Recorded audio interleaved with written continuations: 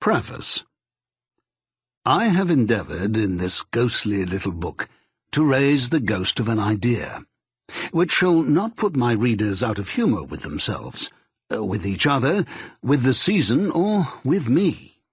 May it haunt their houses pleasantly, and no one wish to lay it. Their faithful friend and servant, Charles Dickens. December 1843. Chapter 1. Marley's Ghost. Marley was dead, to begin with. There is no doubt whatever about that. The register of his burial was signed by the clergyman, the clerk, the undertaker, and the chief mourner. Scrooge signed it, and Scrooge's name was good upon change for anything he chose to put his hand to. Old Marley was as dead as a doornail. Mind, I don't mean to say that I know of my own knowledge what there is particularly dead about a doornail. I might have been inclined myself to regard a coffin-nail as the deadest piece of ironmongery in the trade. But the wisdom of our ancestors is in the simile, and my unhallowed hand shall not disturb it, or the country's done for. You will therefore permit me to repeat emphatically that Marley was as dead as a doornail. Scrooge knew he was dead? Of course he did. How could it be otherwise? Scrooge and he were partners for I don't know how many years. Scrooge was his sole executor, his sole administrator, his sole assign, his sole residuary legatee, his sole friend, and sole mourner. And even Scrooge was not so dreadfully cut up by the sad event that he was an excellent man of business on the very day of the funeral, and solemnized it with an undoubted bargain. The mention of Marley's funeral brings me back to the point I started from. There is no doubt that Marley was dead. This must be distinctly understood, or nothing wonderful can come of the story I'm going to relate. If we were not perfectly convinced that Hamlet's father died before the play began, there would be nothing more remarkable in his taking a stroll at night in an easterly wind upon his own ramparts than there would be in any other middle-aged gentleman rashly turning out after dark in a breezy spot, say St. Paul's churchyard, for instance, literally to astonish his son's weak mind. Scrooge never painted out old Marley's name. There it stood, years afterwards, above the warehouse door, Scrooge and Marley. The firm was known as Scrooge and Marley. Sometimes people new to the business called Scrooge Scrooge, and sometimes Marley, but he answered to both names. It was all the same to him. Oh, but he was a tight-fisted hand at the grindstone, Scrooge. A squeezing, wrenching, grasping, scraping, clutching, covetous old sinner, hard and sharp as flint, from which no steel had ever struck out generous fire, secret and self-contained and solitary as an oyster. The cold within him froze his old features, nipped his pointed nose, shrivelled his cheek, stiffened his gait, made his eyes red, his thin lips blue, and spoke out shrewdly in his grating voice. A frosty rime was on his head and on his eyebrows, and his wiry chin. He carried his own low temperature always about with him. He iced his office in the dog days, and didn't thaw it 1 degree at Christmas. External heat and cold had little influence on Scrooge. No warmth could warm, no wintry weather chill him. No wind that blew was bitterer than he. No falling snow was more intent upon its purpose. No pelting rain less open to entreaty. Foul weather didn't know where to have him. The heaviest rain and snow and hail and sleet could boast of the advantage over him only in one respect. They often came down handsomely, and Scrooge never did. Nobody ever stopped him in the street to say, with gladsome looks, "My dear Scrooge, how are you? When will you come and see me?" No beggars implored him to bestow a trifle. No children asked him what it was o'clock. No man or woman ever once in all his life inquired the way to such and such a place of Scrooge. Even the blind men's dogs appeared to know him, and when they saw him coming on, would tug their owners into doorways and up courts, and then would wag their tails as though they said, "No eye at all is better than an evil eye, Dark Master." But what did Scrooge care? It was the very thing he liked, to edge his way along the crowded paths of life, warning all human sympathy to keep its distance, was what the knowing ones call nuts to Scrooge. Once upon a time, of all the good years in the year, on Christmas Eve, old Scrooge sat busy in his counting-house. It was cold, bleak, biting weather, foggy withal, and he could hear the people in the court outside go wheezing up and down, beating their hands upon their breasts and stamping their feet upon the pavement stones to warm them. The city clocks had only just gone 3, but it was quite dark already. It had not been light all day, and candles were flaring in the windows of the neighbouring offices like ruddy smears upon the palpable brown air. The fog came pouring in at every chink and keyhole, and was so dense without that although the court was of the narrowest, the houses opposite were mere phantoms. To see the dingy cloud come drooping down, obscuring everything, one might have thought that nature lived hard by and was brewing on a large scale. The door of Scrooge's counting-house was open, that he might keep his eye upon his clerk, who, in a dismal little cell beyond, a sort of tank, was copying letters. Scrooge had a very small fire, but the clerk's fire was so very much smaller that it looked like one coal. But he couldn't replenish it, for Scrooge kept the coal-box in his own room, and so surely as the clerk came in with the shovel, the master predicted that it would be necessary for them to part, wherefore the clerk put on his white comforter and tried to warm himself at the candle, in which effort, not being a man of strong imagination, he failed. "A Merry Christmas, Uncle! God save you!" cried a cheerful voice. It was the voice of Scrooge's nephew, who came upon him so quickly that this was the first intimation he had of his approach. "Bah!" said Scrooge. "Humbug!" He had so heated himself with rapid walking in the fog and frost, this nephew of Scrooge's, that he was all in a glow. His face was ruddy and handsome, his eyes sparkled, and his breath smoked again. "Christmas a humbug, Uncle?" said Scrooge's nephew. "You don't mean that, I'm sure." "I do," said Scrooge. "Merry Christmas. What right have you to be merry? What reason have you to be merry? You're poor enough." "Come, then," returned the nephew gaily. "What right have you to be dismal? What reason have you to be morose? You're rich enough." Scrooge, having no better answer ready on the spur of the moment, said, "Bah!" again, and followed it up with, "Humbug." "Don't be cross, Uncle," said the nephew. "What else can I be?" returned the uncle, "when I live in such a world of fools as this Merry Christmas? Out upon Merry Christmas! What's Christmas time to you but a time for paying bills without money? A time for finding yourself a year older, but not an hour richer. A time for balancing your books and having every item in them through a round dozen of months presented dead against you. If I could work my will," said Scrooge indignantly, "every idiot who goes about with Merry Christmas on his lips shall be boiled with his own pudding and buried with a stake of holly through his heart. He should." "Uncle," pleaded the nephew. "Nephew," replied the uncle sternly, "keep Christmas in your own way, and let me keep it in mine." "Keep it?" repeated Scrooge's nephew. "But you don't keep it." "Let me leave it alone, then," said Scrooge. "Much good may it do you. Much good has it ever done you." "There are many things from which I might have derived good, by which I have not profited, I dare say," returned the nephew. "Christmas among the rest. But I am sure I have always thought of Christmas time, when it has come round, apart from the veneration due to its sacred name and origin, if anything belonging to it can be apart from that, as a good time, a kind, forgiving, charitable, pleasant time, The only time I know of, in the long calendar of the year, when men and women seem by one consent to open their shut-up hearts freely, and to think of people below them as if they really were fellow passengers to the grave, and not another race of creatures bound on other journeys. And therefore, uncle, though it has never put a scrap of gold or silver in my pocket, I believe that it has done me good, and will do me good.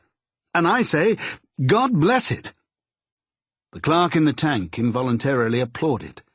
Becoming immediately sensible of the impropriety, he poked the fire and extinguished the last frail spark for ever. "Let me hear another sound from you," said Scrooge, "and you'll keep your Christmas by losing your situation." "You're quite a powerful speaker, sir," he added, turning to his nephew. "I wonder you don't go into Parliament." "Don't be angry, uncle. Come, dine with us tomorrow."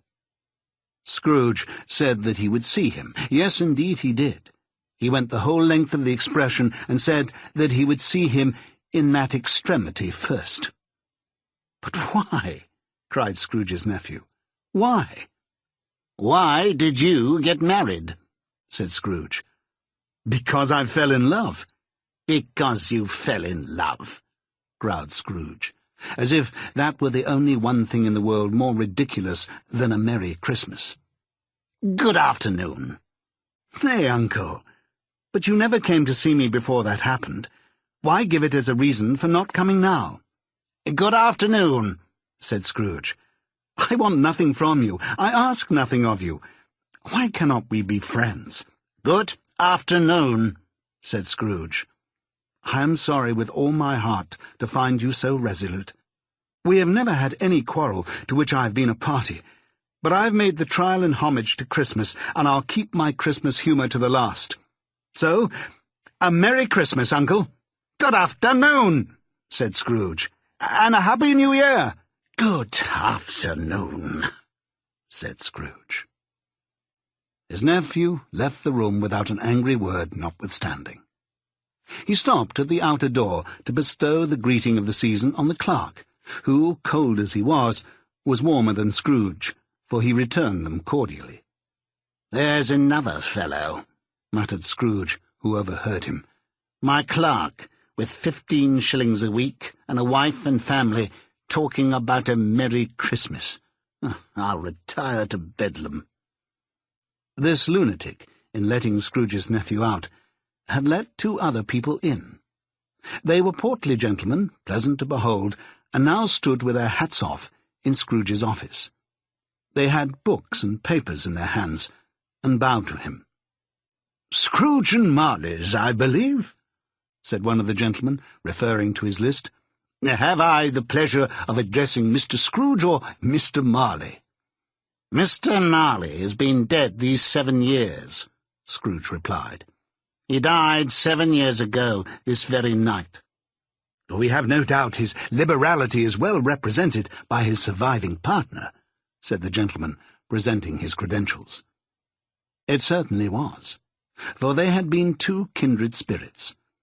At the ominous word liberality, Scrooge frowned, and shook his head, and handed the credentials back.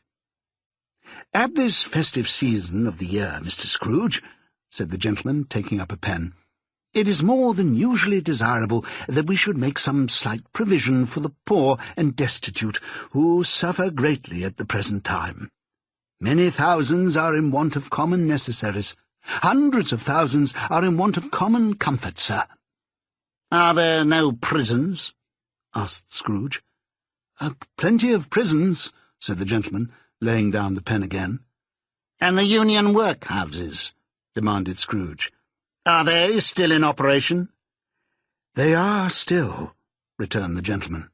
"I wish I could say that they were not." "The treadmill and the poor law are in full vigour, then?" said Scrooge. "Both very busy, sir." "Ah, I was afraid from what you said at first that something had occurred to stop them in their useful course," said Scrooge. "I'm very glad to hear it." "Under the impression that they scarcely furnish Christian cheer of mind or body to the multitude," returned the gentleman, A few of us are endeavouring to raise a fund to buy the poor some meat and drink and means of warmth. We choose this time because it is a time of all others when want is keenly felt and abundance rejoices. What shall I put you down for?" "Nothing," Scrooge replied. You wish to be anonymous?" "I wish to be left alone," said Scrooge. "Since you ask me what I wish, gentlemen, that is my answer. I don't make merry myself at Christmas, and I can't afford to make idle people merry. I help to support the establishments I have mentioned. They cost enough, and those who are badly off must go there." "Many can't go there, and many would rather die." "If they would rather die," said Scrooge, "they had better do it, and decrease the surplus population. Besides, excuse me, I don't know that." "But you might know it," observed the gentleman. "It is not my business," Scrooge returned. "It is enough for a man to understand his own business and not to interfere with other people's. Mine occupies me constantly. Good afternoon, gentlemen." Seeing clearly that it would be useless to pursue their point, the gentleman withdrew.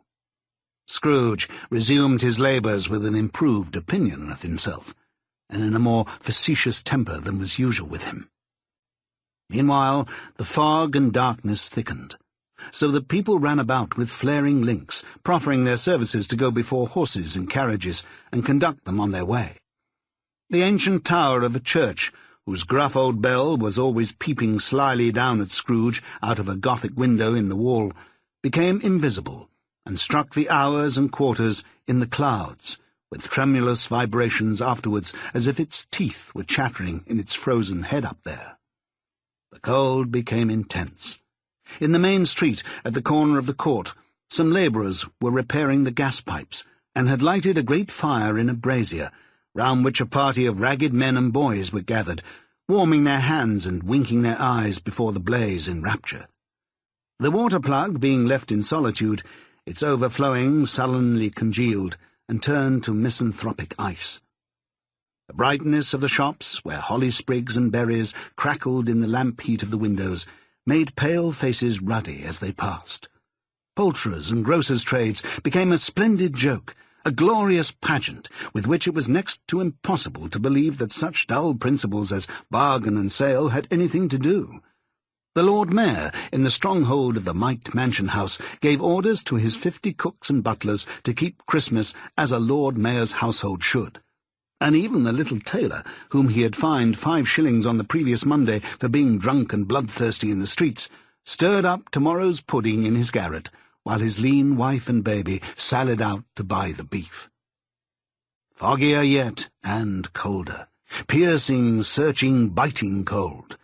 If the good St. Dunstan had but nipped the evil spirit's nose with a touch of such weather as that, instead of using his familiar weapons, then indeed he would have roared to lusty purpose. The owner of one scant young nose, gnawed and mumbled by the hungry cold as bones are gnawed by dogs, stooped down at Scrooge's keyhole to regale him with a Christmas carol.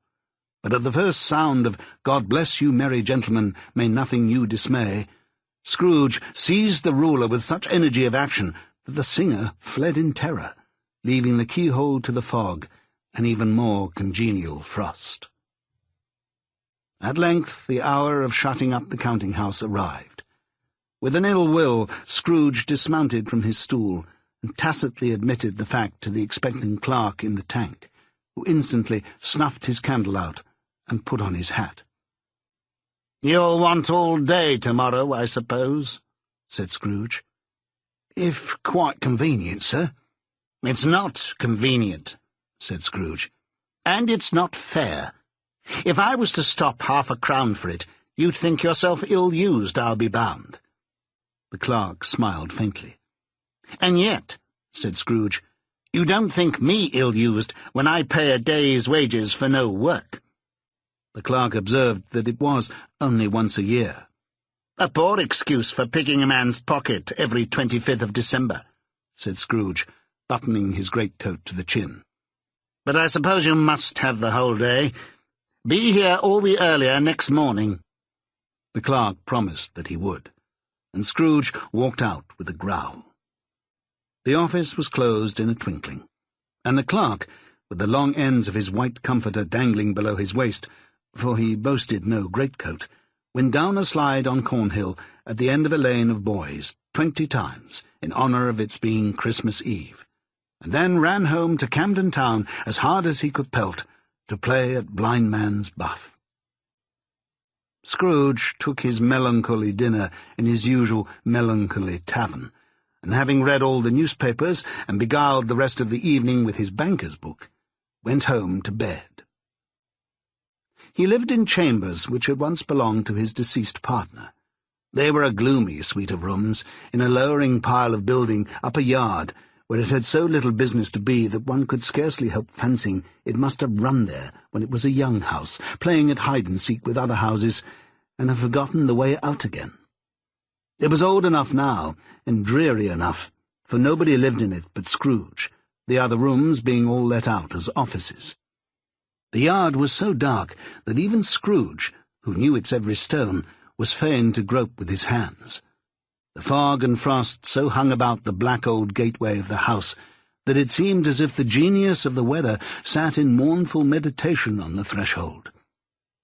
Now, it is a fact that there was nothing at all particular about the knocker on the door, except that it was very large. It is also a fact that Scrooge had seen it night and morning during his whole residence in that place. Also that Scrooge had as little of what is called fancy about him as any man in the City of London, even including, which is a bold word, the corporation, alderman, and livery. Let it also be borne in mind that Scrooge had not bestowed one thought on Marley since his last mention of his 7 years dead partner that afternoon.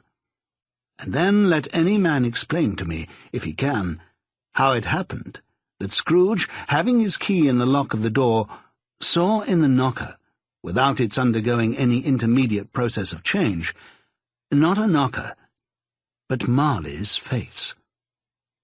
Marley's face. It was not an impenetrable shadow as the other objects in the yard were, but had a dismal light about it, like a bad lobster in a dark cellar. It was not angry or ferocious, but looked at Scrooge as Marley used to look, with ghostly spectacles turned up upon its ghostly forehead. The hair was curiously stirred, as if by breath or hot air, and though the eyes were wide open, they were perfectly motionless. That, and its livid colour, made it horrible. But its horror seemed to be in spite of the face, and beyond its control, rather than part of its own expression. As Scrooge looked fixedly at this phenomenon, it was a knocker again. To say that he was not startled, or that his blood was not conscious of a terrible sensation to which it had been a stranger from infancy, would be untrue. But he put his hand upon the key he had relinquished, turned it sturdily, walked in, and lighted his candle. He did pause with a moment's irresolution before he shut the door, and he did look cautiously behind it first, as if he half expected to be terrified with the sight of Marley's pigtails sticking out into the hall. But there was nothing on the back of the door except the screws and nuts that held the knocker on.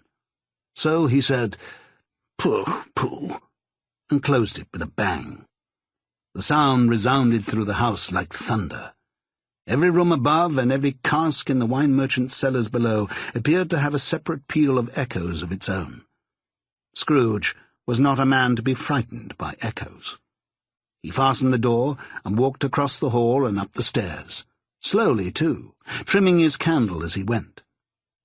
You may talk vaguely about driving a coach and six up a good old flight of stairs or through a bad young Act of Parliament, but I mean to say you might have got a hearse up that staircase and taken it broadwise, with the splinter bar towards the wall and the door towards the balustrades, and done it easy.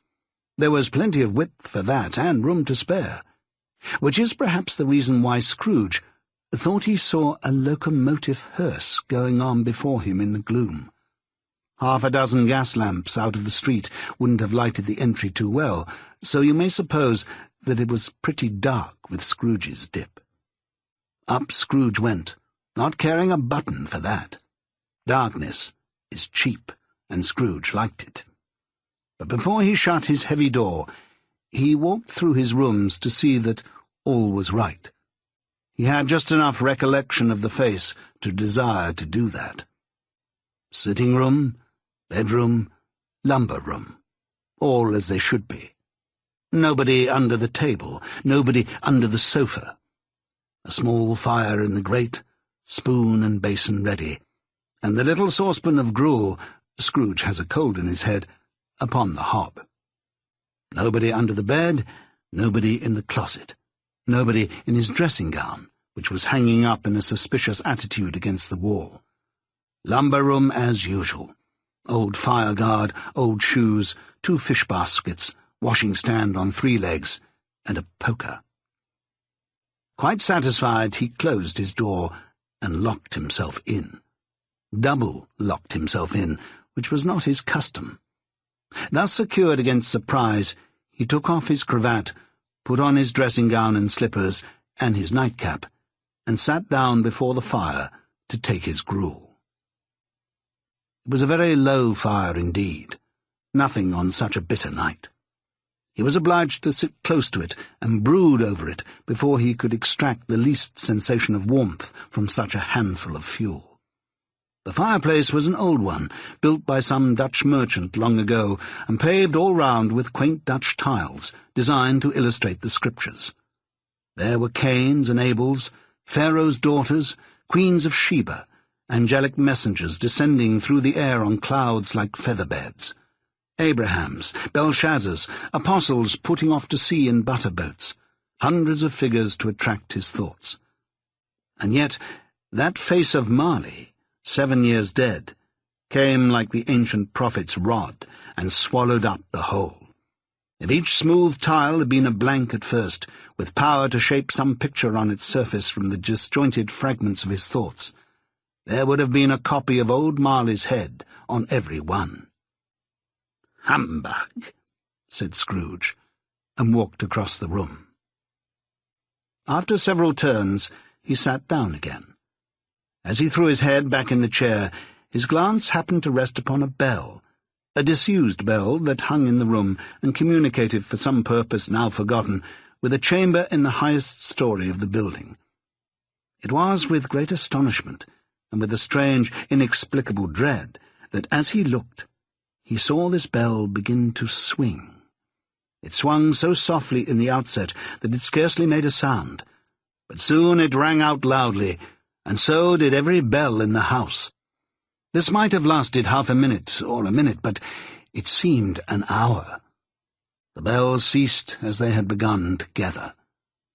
They were succeeded by a clanking noise, deep down below, as if some person were dragging a heavy chain over the casks in the wine merchant's cellar. Scrooge then remembered to have heard that ghosts in haunted houses were described as dragging chains. The cellar door flew open with a booming sound, and then he heard the noise much louder on the floors below, then coming up the stairs, then coming straight towards his door. "It's humbug still," said Scrooge. "I won't believe it." His colour changed, though, when, without a pause, it came on through the heavy door, and passed into the room before his eyes.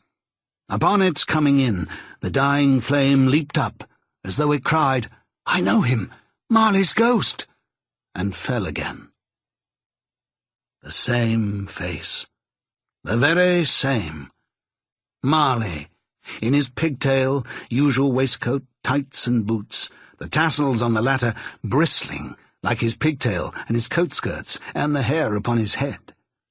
The chain he drew was clasped about his middle.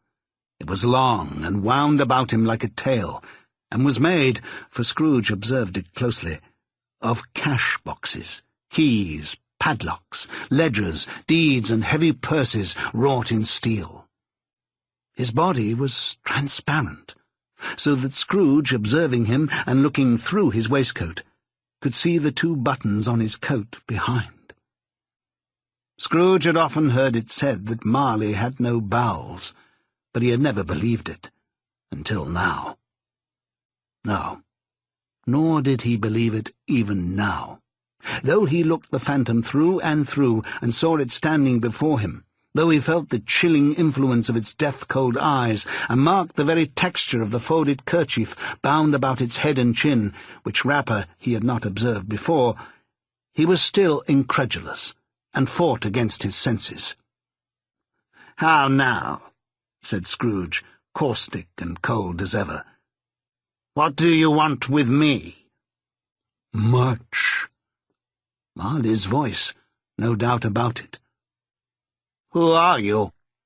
"Ask me who I was." "Who were you, then?" said Scrooge, raising his voice. "You're particular for a shade." He was going to say to a shade, but substituted this as more appropriate. "In life, I was your partner, Jacob Marley." Can you sit down?" asked Scrooge, looking doubtfully at him. "I can." "Do it, then." Scrooge asked the question because he didn't know whether a ghost so transparent might find himself in a condition to take a chair, and felt that in the event of its being impossible, it might involve the necessity of an embarrassing explanation. But the ghost sat down on the opposite side of the fireplace, as if he were quite used to it. "You don't believe in me," observed the ghost. "I don't," said Scrooge. "What evidence would you have of my reality beyond that of your senses?" "I don't know," said Scrooge. "Why, do you doubt your senses?" "Because," said Scrooge, "a little thing affects them. A slight disorder of the stomach makes them cheats. You may be an undigested bit of beef, a blot of mustard, a crumb of cheese, a fragment of an underdone potato. There's more of gravy than of grave about you, whatever you are." Scrooge was not much in the habit of cracking jokes, nor did he feel in his heart by any means waggish then.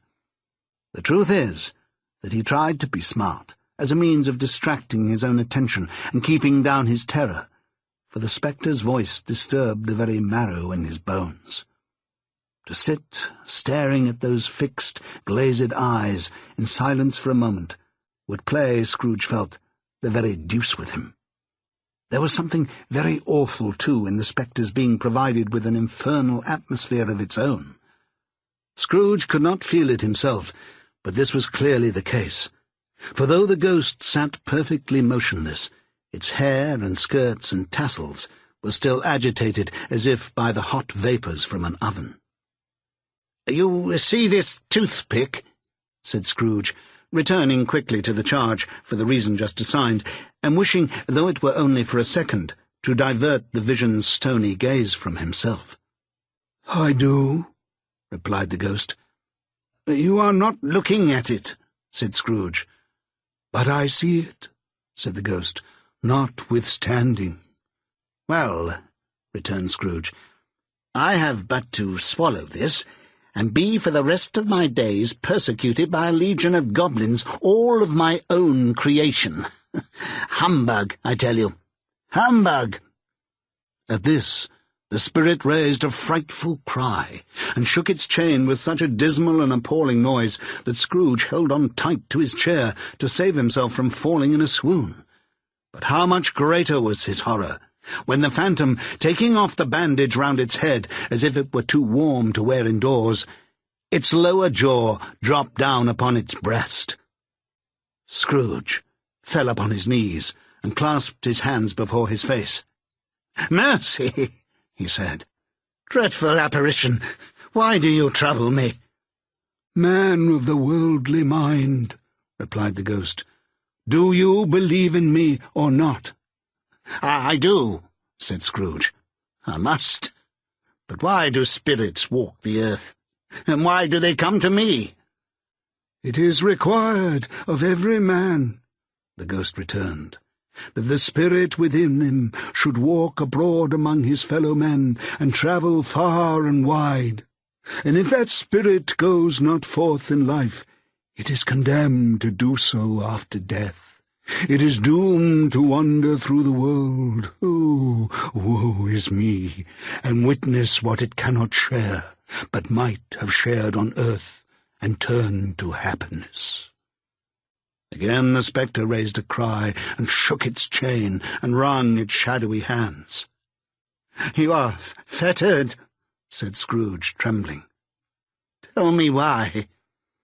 "I wear the chain I forged in life," replied the ghost. "I made it link by link and yard by yard. I girded it of my own free will, and of my own free will I wore it. Is its pattern strange to you?" Scrooge trembled more and more. "Or would you know," pursued the ghost, "the weight and length of the strong coil you bear yourself? It was full as heavy and as long as this 7 Christmas Eves ago. You have laboured on it since. It is a ponderous chain." Scrooge glanced about him on the floor, in the expectation of finding himself surrounded by some 50 or 60 fathoms of iron cable. But he could see nothing. "Jacob," he said imploringly. "Old Jacob Marley, tell me more. Speak comfort to me, Jacob." "I have none to give," the ghost replied. "It comes from other regions, Ebenezer Scrooge, and is conveyed by other ministers to other kinds of men. Nor can I tell you what I would. A very little more is all permitted to me. I cannot rest, I cannot stay, I cannot linger anywhere. My spirit never walked beyond our counting-house. Mark me, in life my spirit never roved beyond the narrow limits of our money-changing hole, and weary journeys lie before me."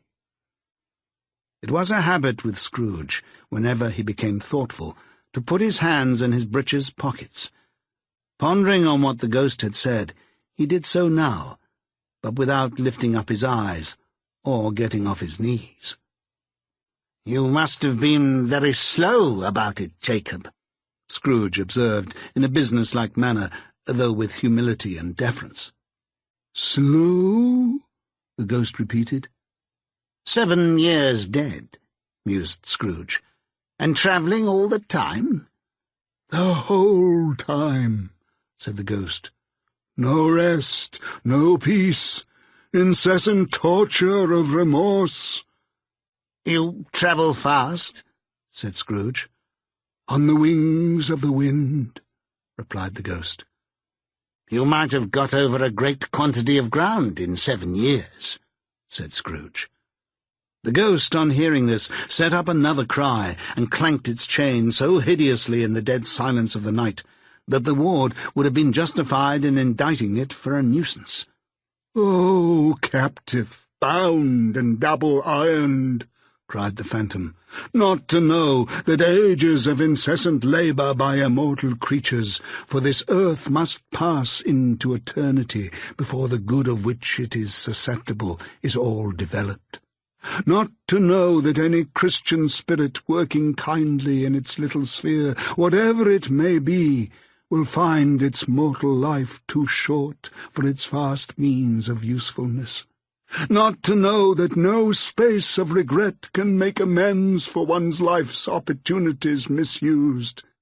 Yet such was I. Oh, such was I." "But you were always a good man of business, Jacob," faltered Scrooge, who now began to apply this to himself. "Business!" cried the ghost, wringing its hands again. "Mankind was my business. The common welfare was my business. Charity, mercy, forbearance, and benevolence were all my business. The dealings of my trade were but a drop of water in the comprehensive ocean of my business." It held up its chain at arm's length, as if that were the cause of all its unavailing grief, and flung it heavily upon the ground again. "At this time of the rolling year," the spectre said, "I suffer most. Why did I walk through crowds of fellow beings with my eyes turned down, and never raise them to that blessed star which led the wise men to a poor abode? Were there no poor homes to which its light would have conducted me?" Scrooge was very much dismayed to hear the spectre going on at this rate, and began to quake exceedingly. "Hear me!" cried the ghost. "My time is nearly gone." "I will," said Scrooge. "But don't be hard upon me. Don't be flowery, Jacob, pray." "How is it that I appear before you in a shape that you can see? I may not tell. I have sat invisible beside you many and many a day." It was not an agreeable idea. Scrooge shivered and wiped the perspiration from his brow. "That is no light part of my penance," pursued the ghost. "I am here tonight to warn you that you have yet a chance and hope of escaping my fate, a chance and hope of my procuring Ebenezer." "You are always a good friend to me," said Scrooge. "Thank ye." "You will be haunted," resumed the ghost, "by 3 spirits." Scrooge's countenance fell almost as low as the ghost's had done. "Is that the chance and hope you mention, Jacob?" he demanded in a faltering voice. "It is." I think I'd rather not," said Scrooge. "Without their visits," said the ghost, "you cannot hope to shun the path I tread. Expect the first tomorrow, when the bell tolls 1. "Couldn't I take 'em all at once, and have it over, Jacob?" hinted Scrooge. "Expect the second on the next night at the same hour, the third upon the next night when the last stroke of 12 has ceased to vibrate.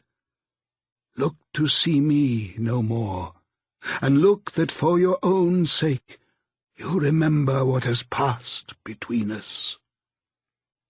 When it had said these words, the spectre took its wrapper from the table and bound it round its head as before.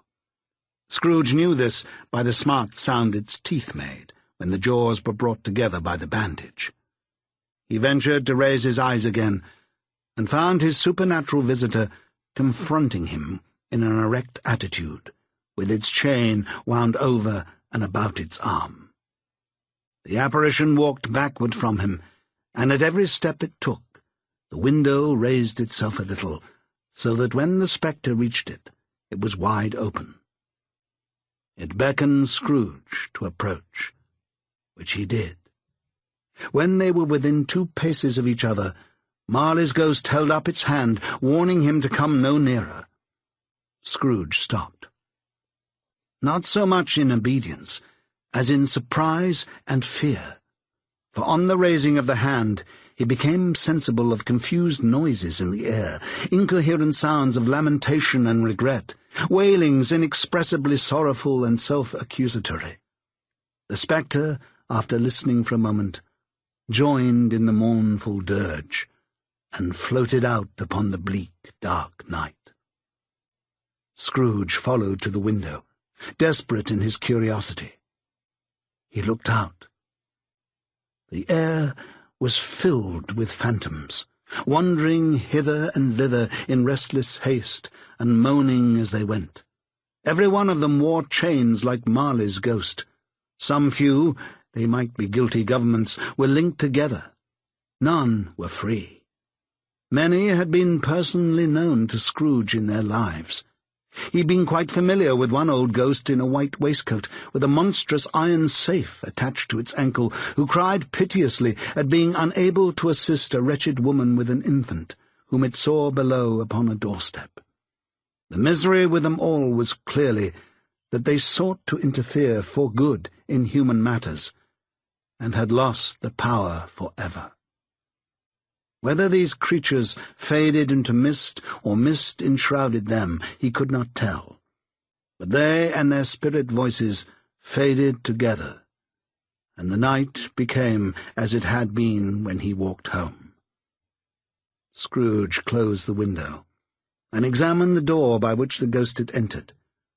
It was double-locked, as he had locked it with his own hands, and the bolts were undisturbed.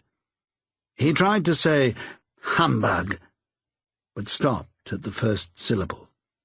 And being, from the emotion he had undergone, or the fatigues of the day, or his glimpse of the invisible world, or the dull conversation of the ghost, or the lateness of the hour, much in need of repose, went straight to bed without undressing, and fell asleep upon the instant. Chapter 2. The First of the Three Spirits. When Scrooge awoke, it was so dark that, looking out of bed, he could scarcely distinguish the transparent window from the opaque walls of his chamber. He was endeavouring to pierce the darkness with his ferret eyes, when the chimes of a neighbouring church struck the 4 quarters. So he listened for the hour. To his great astonishment, the heavy bell went on from 6 to 7, and from 7 to 8, and regularly up to 12, then stopped. 12. It was past 2 when he went to bed. The clock was wrong. An icicle must have got into the works. 12. He touched the spring of his repeater to correct this most preposterous clock.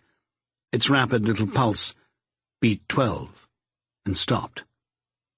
"Why, it isn't possible," said Scrooge, "that I can have slept through a whole day and far into another night. It isn't possible that anything has happened to the sun, and this is 12 at noon." The idea being an alarming one, he scrambled out of bed and groped his way to the window. He was obliged to rub the frost off with the sleeve of his dressing-gown before he could see anything, and could see very little then. All he could make out was that it was still very foggy and extremely cold, and that there was no noise of people running to and fro and making a great stir, as there unquestionably would have been if night had beaten off bright day and taken possession of the world. This was a great relief, because 3 days after sight of this first of exchange, paid to Mr. Ebenezer Scrooge or his order, and so forth, would have become a mere United States security if there were no days to count by. Scrooge went to bed again, and thought, and thought, and thought it over and over, and could make nothing of it. The more he thought, the more perplexed he was, and the more he endeavoured not to think, the more he thought Marley's ghost bothered him exceedingly. Every time he resolved within himself, after mature inquiry, that it was all a dream, his mind flew back like a strong spring released to its first position, and presented the same problem to be worked all through. Was it a dream or not? Scrooge lay in this state until the chime had gone 3 quarters more, when he remembered on a sudden that the ghost had warned him of a visitation when the bell tolled 1. He resolved to lie awake until the hour was past, and considering that he could no more go to sleep than go to heaven, this was perhaps the wisest resolution in his power. The quarter was long, that he was more than once convinced he must have sunk into a doze unconsciously and missed the clock. At length it broke upon his listening ear. "Ding-dong." "A quarter past," said Scrooge, counting. "Ding-dong." "Half past," said Scrooge. "Ding-dong." "A quarter to it," said Scrooge. "Ding-dong." "The hour itself," said Scrooge triumphantly, "and nothing else." He spoke before the hour bell sounded, which it now did with a deep, dull, hollow, melancholy 1. Light flashed up in the room upon the instant, and the curtains of his bed were drawn. The curtains of his bed were drawn aside, I tell you, by a hand. Not the curtains at his feet, nor the curtains at his back, but those to which his face was addressed. The curtains of his bed were drawn aside, and Scrooge, starting up into a half-recumbent attitude, found himself face to face with the unearthly visitor who drew them. As close to it as I am now to you, and I am standing in the spirit at your elbow. It was a strange figure, like a child, yet not so like a child as like an old man, viewed through some supernatural medium, which gave him the appearance of having receded from the view and being diminished to a child's proportions. Its hair, which hung about its neck and down its back, was white as if with age, and yet the face had not a wrinkle in it, and the tenderest bloom was on the skin.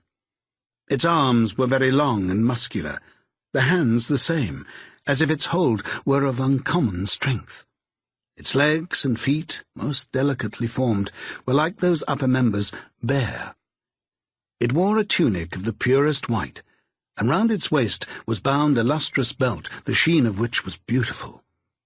It held a branch of fresh green holly in its hand, and in singular contradiction of that wintry emblem, had its dress trimmed with summer flowers.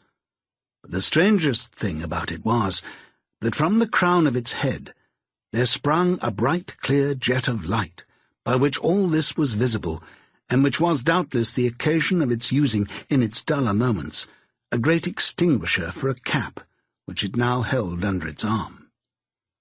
Even this, though, when Scrooge looked at it with increasing steadiness, was not its strangest quality.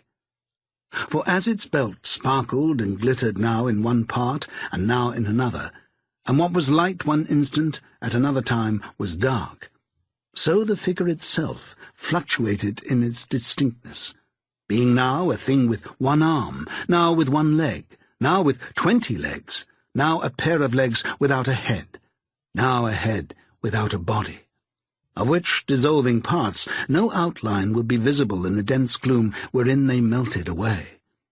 And in the very wonder of this, it would be itself again, distinct and clear as ever.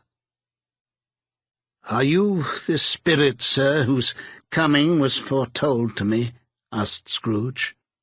"I am." The voice was soft and gentle, singularly low, as if instead of being so close beside him, it were at a distance. "Who and what are you?" Scrooge demanded. "I am the ghost of Christmas past." "Long past?" inquired Scrooge, observant of its dwarfish stature. "No, your past." Perhaps Scrooge could not have told anybody why, if anybody could have asked him, but he had a special desire to see the spirit in his cap, and begged him to be covered. "What?" exclaimed the ghost. "Would you so soon put out with worldly hands the light I give? Is it not enough that you are one of those whose passions made this cap, and force me through whole trains of years to wear it low upon my brow?" Scrooge reverently disclaimed all intention to offend, or any knowledge of having wilfully bonneted the spirit at any period of its life. He then made bold to inquire what business brought him here. "Your welfare," said the ghost. Scrooge expressed himself much obliged, but could not help thinking that a night of unbroken rest would have been more conducive to that end. The spirit must have heard him thinking, for it said immediately, "Your reclamation, then. Take heed." It put out its strong hand as it spoke, and clasped him gently by the arm. "Rise, and walk with me." It would have been in vain for Scrooge to plead that the weather and the hour were not adapted to pedestrian purposes. The bed was warm, and the thermometer a long way below freezing, that he was clad but lightly in his slippers, dressing-gown and nightcap, and that he had a cold upon him at that time. The grasp, though gentle as a woman's hand, was not to be resisted. He rose, but finding that the spirit made towards the window, clasped his robe in supplication. "I am mortal," Scrooge remonstrated, "and liable to fall." "Bear but a touch of my hand there," said the spirit, laying it upon his heart, and you shall be upheld in more than this." As the words were spoken, they passed through the wall, and stood upon an open country road with fields on either hand. The city had entirely vanished. Not a vestige of it was to be seen. The darkness and the mist had vanished with it, for it was a clear, cold winter day, with snow upon the ground. "Good heaven!" said Scrooge, clasping his hands together as he looked about him. "I was bred in this place. I was a boy here." The spirit gazed upon him mildly. Its gentle touch, though it had been light and instantaneous, appeared still present to the old man's sense of feeling. He was conscious of 1,000 odours floating in the air, each one connected with 1,000 thoughts, and hopes and joys and cares long, long forgotten.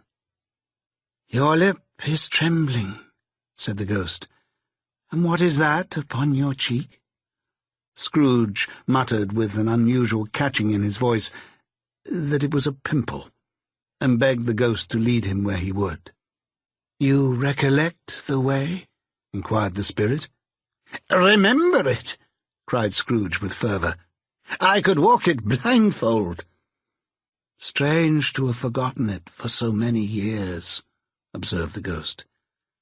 "Let us go on."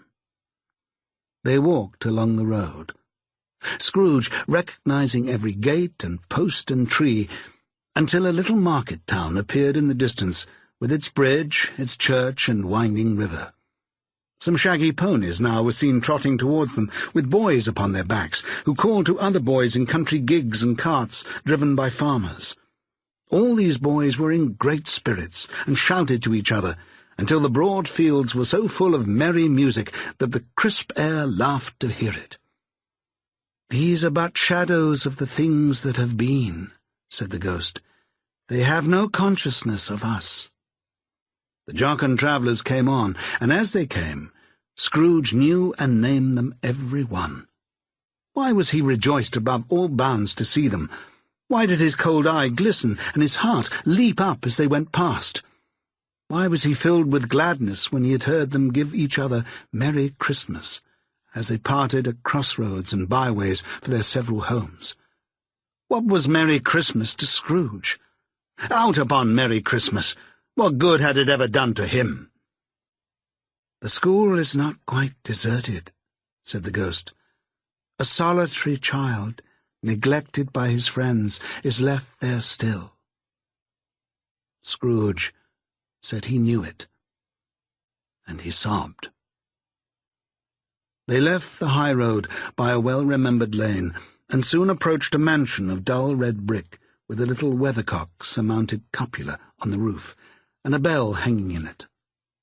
It was a large house, but one of broken fortunes, for the spacious offices were little used, their walls were damp and mossy, their windows broken, and their gates decayed. Fowls clucked and strutted in the stables, and the coach-houses and sheds were overrun with grass. Nor was it more retentive of its ancient state within, for entering the dreary hall and glancing through the open doors of many rooms, they found them poorly furnished, cold and vast. There was an earthy savour in the air, a chilly bareness in the place which associated itself somehow with too much getting up by candlelight, and not too much to eat. They went, the ghost and Scrooge, across the hall to a door at the back of the house. It opened before them and disclosed a long, bare, melancholy room, made barer still by its lines of plain deal forms and desks.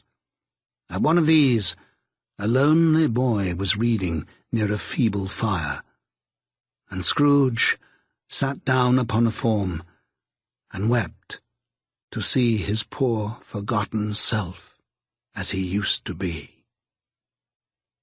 Not a latent echo in the house, not a squeak and scuffle from the mice behind the panelling, not a drip from the half-thawed water-spout in the dull yard behind, not a sigh among the leafless boughs of one despondent poplar, not the idle swinging of an empty storehouse door, no, not a clicking in the fire, but fell upon the heart of Scrooge with a softening influence, and gave a freer passage to his tears. The spirit touched him on the arm and pointed to his younger self, intent upon his reading. Suddenly, a man in foreign garments, wonderfully real and distinct to look at, stood outside the window, with an axe stuck in his belt, and leading an ass laden with wood by the bridle. "Why, it's Ali Baba!" Scrooge exclaimed in ecstasy. "It's dear old honest Ali Baba. Yes, I know. One Christmas time, when yonder solitary child was left here all alone, he did come for the first time, just like that. Poor boy! And Valentine," said Scrooge, "and his wild brother Orson, there they go. And what's his name, who was put down in his drawers, asleep at the gate of Damascus. Don't you see him? And the Sultan's groom turned upside down by the genie. There he is upon his head. Serve him right. I'm glad of it. What business had he to be married to the princess?" Dear Scrooge, expending all the earnestness of his nature on such subjects, in a most extraordinary voice between laughing and crying, and to see his heightened and excited face, would have been a surprise to his business friends in the city indeed. "There's the parrot!" cried Scrooge. "Green body and yellow tail, with a thing like a lettuce growing out of the top of his head. There he is. Poor Robin Crusoe, he called him, when he came home again after sailing round the island. Poor Robin Crusoe, where have you been, Robin Crusoe?" The man thought he was dreaming, but he wasn't. It was the parrot, you know. There goes Friday, running for his life to the little creek. "Hello! Hope! Hello!" Then, with a rapidity of transition very foreign to his usual character, he said in pity for his former self, "Poor boy!" and cried again. "I wish," Scrooge muttered, putting his hand in his pocket and looking about him after drying his eyes with his cuff. "But it's too late now." "What is the matter?" asked the spirit. "Nothing," said Scrooge.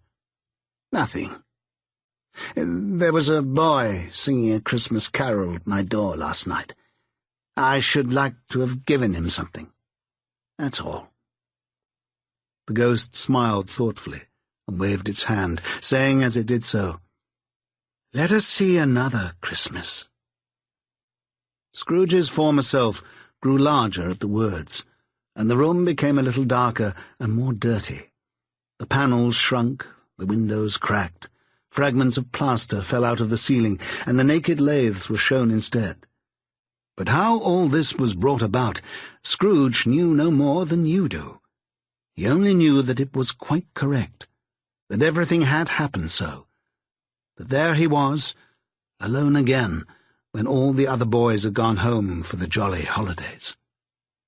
He was not reading now, but walking up and down despairingly. Scrooge looked at the ghost, and with a mournful shaking of his head, glanced anxiously towards the door. It opened, and a little girl, much younger than the boy, came darting in, and putting her arms around his neck, and often kissing him, addressed him as her "dear, dear brother." "I have come to bring you home, dear brother," said the child, clapping her tiny hands and bending down to laugh. "To bring you home, home, home." "Home, little Fran?" returned the boy. "Yes," said the child, brimful of glee. "Home for good and all, home for ever and ever. Father is so much kinder than he used to be, that home's like heaven. He spoke so gently to me one dear night when I was going to bed that I was not afraid to ask him once more if you might come home, and he said, yes, you should, and sent me in a coach to bring you.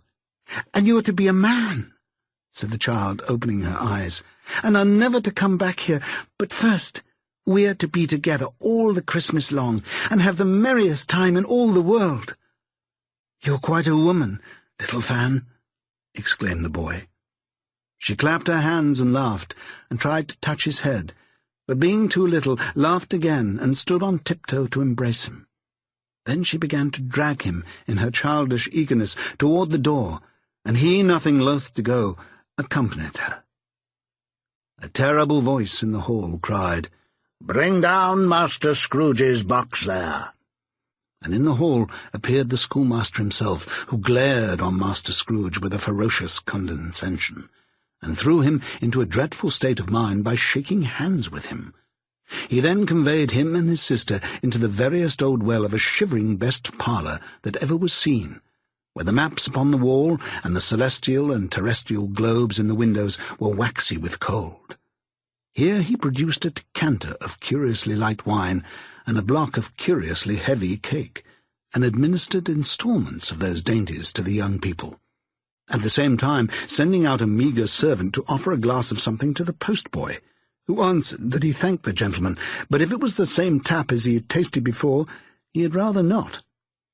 Master Scrooge's trunk being by this time tied on the top of the chaise, the children bade the schoolmaster good-bye right willingly, and getting into it, drove gaily down the garden sweep, the quick wheels dashing the hoarfrost and snow from off the dark leaves of the evergreens like spray.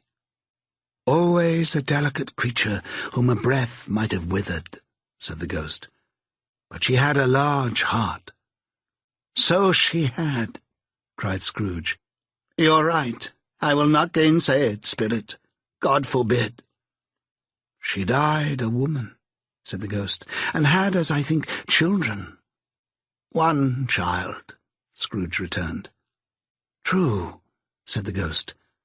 "Your nephew." Scrooge seemed uneasy in his mind, and answered briefly, "Yes."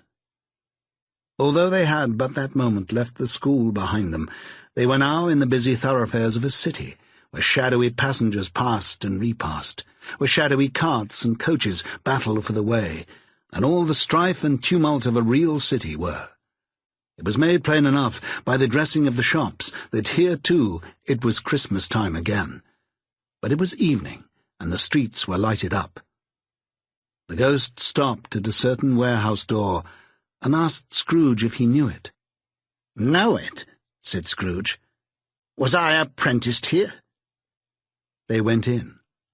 At sight of an old gentleman in a Welsh wig sitting behind such a high desk that if he had been 2 inches taller he must have knocked his head against the ceiling, Scrooge cried in great excitement, "Why, it's old Fezziwig! Bless his heart! It's Fezziwig alive again!" Old Fezziwig laid down his pen and looked up at the clock, which pointed to the hour of 7. He rubbed his hands, adjusted his capacious waistcoat, laughed all over himself, from his shows to his organ of benevolence, and called out in a comfortable, oily, rich, fat, jovial voice, "Yo there, Ebenezer, Dick!" Scrooge's former self, now grown a young man, came briskly in, accompanied by his fellow prentice. "Dick Wilkins, to be sure," said Scrooge to the ghost. "Bless me, yes, there he is. He was very much attached to me, was Dick. Poor Dick. Dear, dear." "Yo, my boys," said Fezziwig, "no more work tonight. Christmas Eve, Dick. Christmas, Ebenezer. Let's have the shutters up," cried old Fezziwig, with a sharp clap of his hands, "before a man can say Jack Robinson." You wouldn't believe how these two fellows went at it. They charged into the street with the shutters, 1, 2, 3, had 'em up in their places, 4, 5, 6, barred 'em and pinned them, 7, 8, 9, and came back before you could have got to 12, panting like racehorses. "Hilly-ho!" cried old Fezziwig, skipping down from the high desk with wonderful agility. "Clear away, my lads, and let's have lots of room here. Hilly-ho, Dick! Chirrup, Ebenezer!" Clear away. There was nothing they wouldn't have cleared away, or couldn't have cleared away with old Fezziwig looking on. It was done in a minute. Every movable was packed off as if it were dismissed from public life for evermore.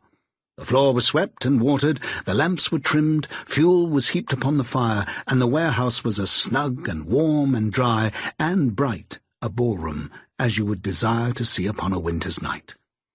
In came a fiddler with a music-book, and went up to the lofty desk and made an orchestra of it, and tuned like 50 stomach-aches. In came Mrs. Fezziwig, one vast substantial smile. In came the 3 Miss Fezziwigs, beaming and lovable. In came the 6 young followers whose hearts they broke. In came all the young men and women employed in the business. In came the housemaid with her cousin, the baker. In came the cook with her brother's particular friend, the milkman.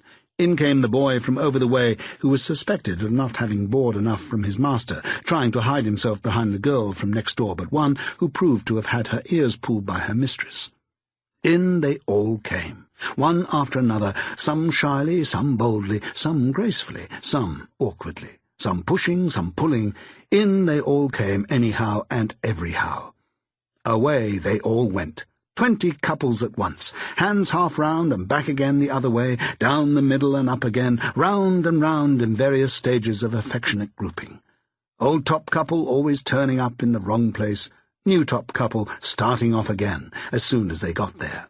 All top couples at last, and not a bottom one to help them. When this result was brought about, old Fezziwig, clapping his hands to stop the dance, cried out, "Well done!" and the fiddler plunged his hot face into a pot of porter, especially provided for that purpose. But scorning rest upon his reappearance, he instantly began again, though there were no dancers yet, as if the other fiddler had been carried home exhausted on a shutter, and he were a brand-new man, resolved to beat him out of sight or perish. There were more dances, and there were forfeits, and more dances, and there was cake, and there was negus, and there was a great piece of cold roast, and there was a great piece of cold boiled, and there were mince pies and plenty of beer. But the great effect of the evening came after the roast and boiled, when the fiddler, an artful dog-mind, the sort of man who knew his business better than you or I could have told it him, struck up Sir Roger de Coverley. Then old Fezziwig stood out to dance with Mrs. Fezziwig. Top couple, too, with a good stiff piece of work cut out for them. 3 or 4 and 20 pairs of partners, people who were not to be trifled with, people who would dance and had no notion of walking. But if there had been twice as many, 4 times, old Fezziwig would have been a match for them, and so would Mrs. Fezziwig. As to her, she was worthy to be his partner in every sense of the term. If that's not high praise, tell me higher, and I'll use it. A positive light appeared to issue from Fezziwig's calves. They shone in every part of the dance like moons. You couldn't have predicted at any given time what would become of them next. And when old Fezziwig and Mrs. Fezziwig had gone all through the dance, advance and retire, hold hands with your partner, bow and curtsy, corkscrew, thread the needle, and back again to your place, Fezziwig cut so deftly that he appeared to wink with his legs, and came upon his feet again without a stagger. When the clock struck 11, this domestic ball broke up. Mr. and Mrs. Fezziwig took their stations, one on either side of the door, and shaking hands with every person individually as he or she went out, wished him or her a Merry Christmas. When everybody had retired but the 2 prentices, they did the same to them, and thus the cheerful voices died away, and the lads were left to their beds, which were under a counter in the back shop. During the whole of this time, Scrooge had acted like a man out of his wits. His heart and soul were in the scene, and with his former self. He corroborated everything, remembered everything, enjoyed everything, and underwent the strangest agitation. It was not until now, when the bright faces of his former self and Dick were turned from him, that he remembered the ghost, and became conscious that it was looking full upon him, while the light upon its head burnt very clear. "A small matter," said the ghost, "to make these silly folks so full of gratitude." "Small," echoed Scrooge. The spirit signed to him to listen to the 2 apprentices, who were pouring out their hearts in praise of Fezziwig, and when he had done so, said, "Why, is it not? He has spent but a few pounds of your mortal money. 3 or 4, perhaps. Is that so much that he deserves this praise?" "It isn't that," said Scrooge, heated by the remark, and speaking unconsciously like his former, not his latter self. "It isn't that, Spirit. He has the power to render us happy or unhappy, to make our service light or burdensome, a pleasure or a toil. Say that his power lies in words and looks, in things so slight and insignificant that it is impossible to add and count 'em up. What then? The happiness he gives is quite as great as if it cost a fortune." He felt the spirit's glance and stopped. "What is the matter?" asked the ghost. "Nothing particular," said Scrooge. "Something, I think," the ghost insisted. "No," said Scrooge. "no. I should like to be able to say a word or two to my clerk just now. That's all." His former self turned down the lamps as he gave utterance to the wish, and Scrooge and the ghost again stood side by side in the open air. "My time grows short," observed the spirit. "Quick!" This was not addressed to Scrooge or to anyone whom he could see, but it produced an immediate effect. For again Scrooge saw himself. He was older now, a man in the prime of his life. His face had not the harsh and rigid lines of later years, but it had begun to wear the signs of care and avarice.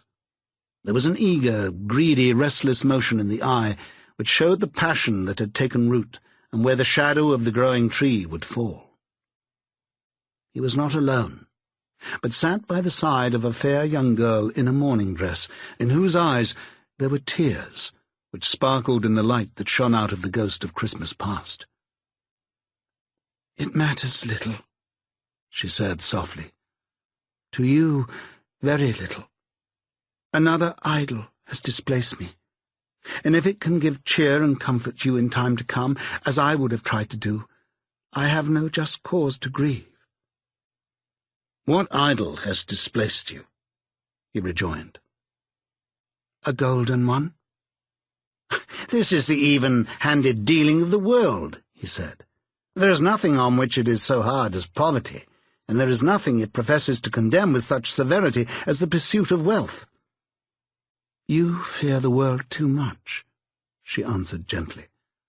"All your other hopes have merged into the hope of being beyond the chance of its sordid reproach. I have seen your nobler aspirations fall off one by one until the master passion, gain, engrosses you. Have I not?" "What then?" he retorted. "Even if I have grown so much wiser, what then? I am not changed towards you." She shook her head. "Am I?" "Our contract is an old one. It was made when we were both poor and content to be so, until in good season we could improve our worldly fortune by a patient industry. You are changed. When it was made, you were another man." "I was a boy," he said impatiently. "Your own feeling tells you that you are not what you are," she returned. "I am. That which promised happiness when we were one in heart is fraught with misery now that we are two. How often and how keenly I have thought of this, I will not say. It is enough that I have thought of it, and can release you." "Have I ever sought release?" "In words, no. Never." "In what, then?" "In a changed nature, in an altered spirit, in another atmosphere of life, another hope as its great end. In everything that made my love of any worth or value in your sight. If this had never been between us," said the girl, looking mildly but with steadiness upon him, "tell me, would you seek me out and try to win me now?" "Ah, no."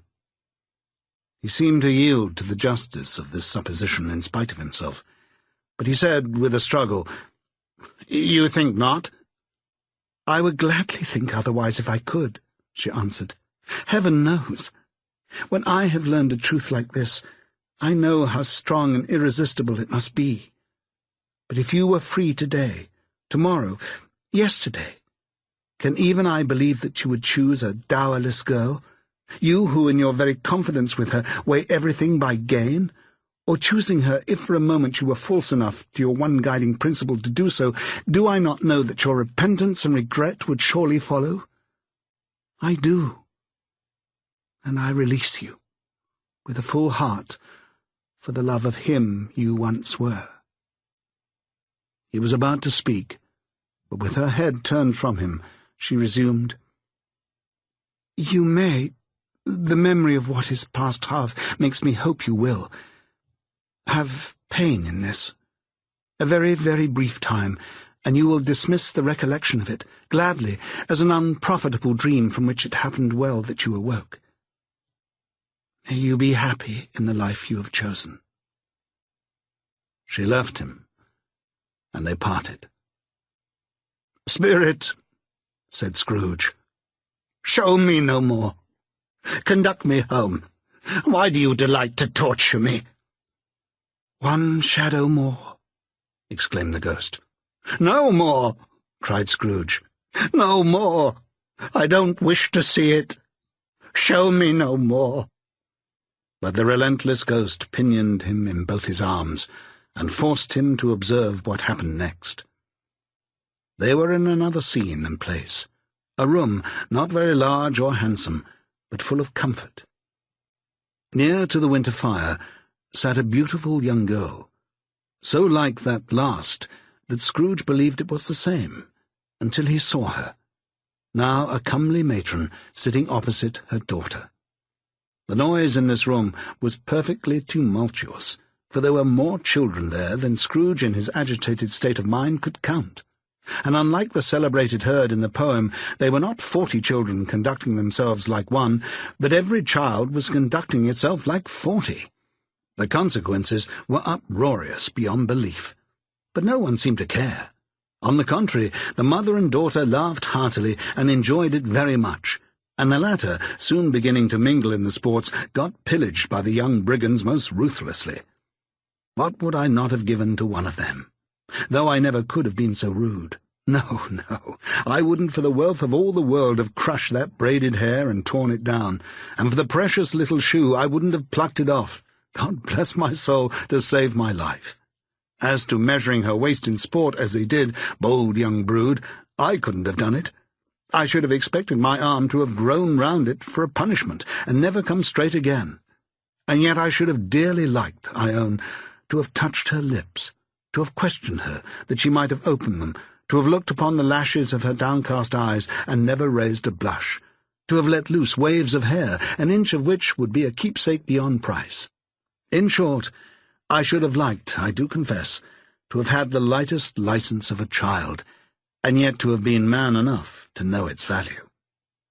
But now a knocking at the door was heard, and such a rush immediately ensued that she, with laughing face and plundered dress, was borne toward it, the centre of a flushed and boisterous group, just in time to greet the father, who came home attended by a man laden with Christmas toys and presents.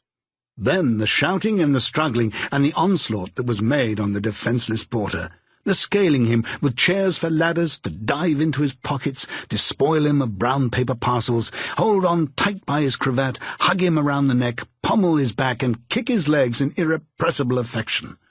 The shouts of wonder and delight with which the development of every package was received. The terrible announcement that the baby had been taken in the act of putting a doll's frying-pan into his mouth, and was more than suspected of having swallowed a fictitious turkey glued on a wooden platter. The immense relief of finding this a false alarm. The joy and gratitude and ecstasy, they are all indescribable alike. It is enough that by degrees the children and their emotions got out of the parlour, and by one stair at a time up to the top of the house, where they went to bed, and so subsided. And now Scrooge looked on more attentively than ever, when the master of the house, having his daughter leaning fondly on him, sat down with her and her mother at his own fireside. And when he thought that such another creature, quite as graceful and as full of promise, might have called him father, and been a springtime in the haggard winter of his life, his sight grew very dim indeed. "Bill," said the husband, turning to his wife with a smile, "I saw an old friend of yours this afternoon." "Who was it?" "Guess." "How can I? Tut, I don't know," she added in the same breath, laughing as he laughed. "Mr. Scrooge?" Mr. Scrooge it was. I passed his office window, and as it was not shut up, and he had a candle inside, I could scarcely help seeing him. His partner lies upon the point of death, I hear, and there he sat alone. Quite alone in the world, I do believe. "Spirit," said Scrooge in a broken voice, "remove me from this place." "I told you these were shadows of things that have been," said the ghost, "that they are what they are. Do not blame me." "Remove me," Scrooge exclaimed. "I cannot bear it." He turned upon the ghost, and seeing that it looked upon him with a face in which in some strange way there were fragments of all the faces it had shown him, wrestled with it. "Leave me. Take me back. Haunt me no longer." In the struggle, if that can be called a struggle, in which the ghost, with no visible resistance on its own part, was undisturbed by any effort of its adversary, Scrooge observed that its light was burning high and bright, and dimly connecting that with its influence over him, he seized the extinguisher cap and by a sudden action pressed it down upon its head. The spirit dropped beneath it, so that the extinguisher covered its whole form, but though Scrooge pressed it down with all his force, he could not hide the light which streamed from under it in an unbroken flood upon the ground. He was conscious of being exhausted and overcome by an irresistible drowsiness, and further, of being in his own bedroom. He gave the cap a parting squeeze, in which his hand relaxed, and had barely time to reel to bed before he sank into a heavy sleep. Chapter 3. The Second of the Three Spirits. Awakening in the middle of a prodigiously tough snore, and sitting up in bed to get his thoughts together, Scrooge had no occasion to be told that the bell was again upon the stroke of 1. He felt that he was restored to consciousness in the right nick of time, for the especial purpose of holding a conference with the second messenger dispatched to him through Jacob Marley's intervention. But finding that he turned uncomfortably cold when he began to wonder which of his curtains this new spectre would draw back, he put them every one aside with his own hands, and lying down again, established a sharp lookout all round the bed, for he wished to challenge the spirit on the moment of its appearance, and did not wish to be taken by surprise and made nervous. Gentlemen of the free and easy sort, who plume themselves on being acquainted with a move or two, and being usually equal to the time of day, express the wide range of their capacity for adventure by observing that they are good for anything from pitch and toss to manslaughter, between which opposite extremes, no doubt, there lies a tolerably wide and comprehensive range of subjects.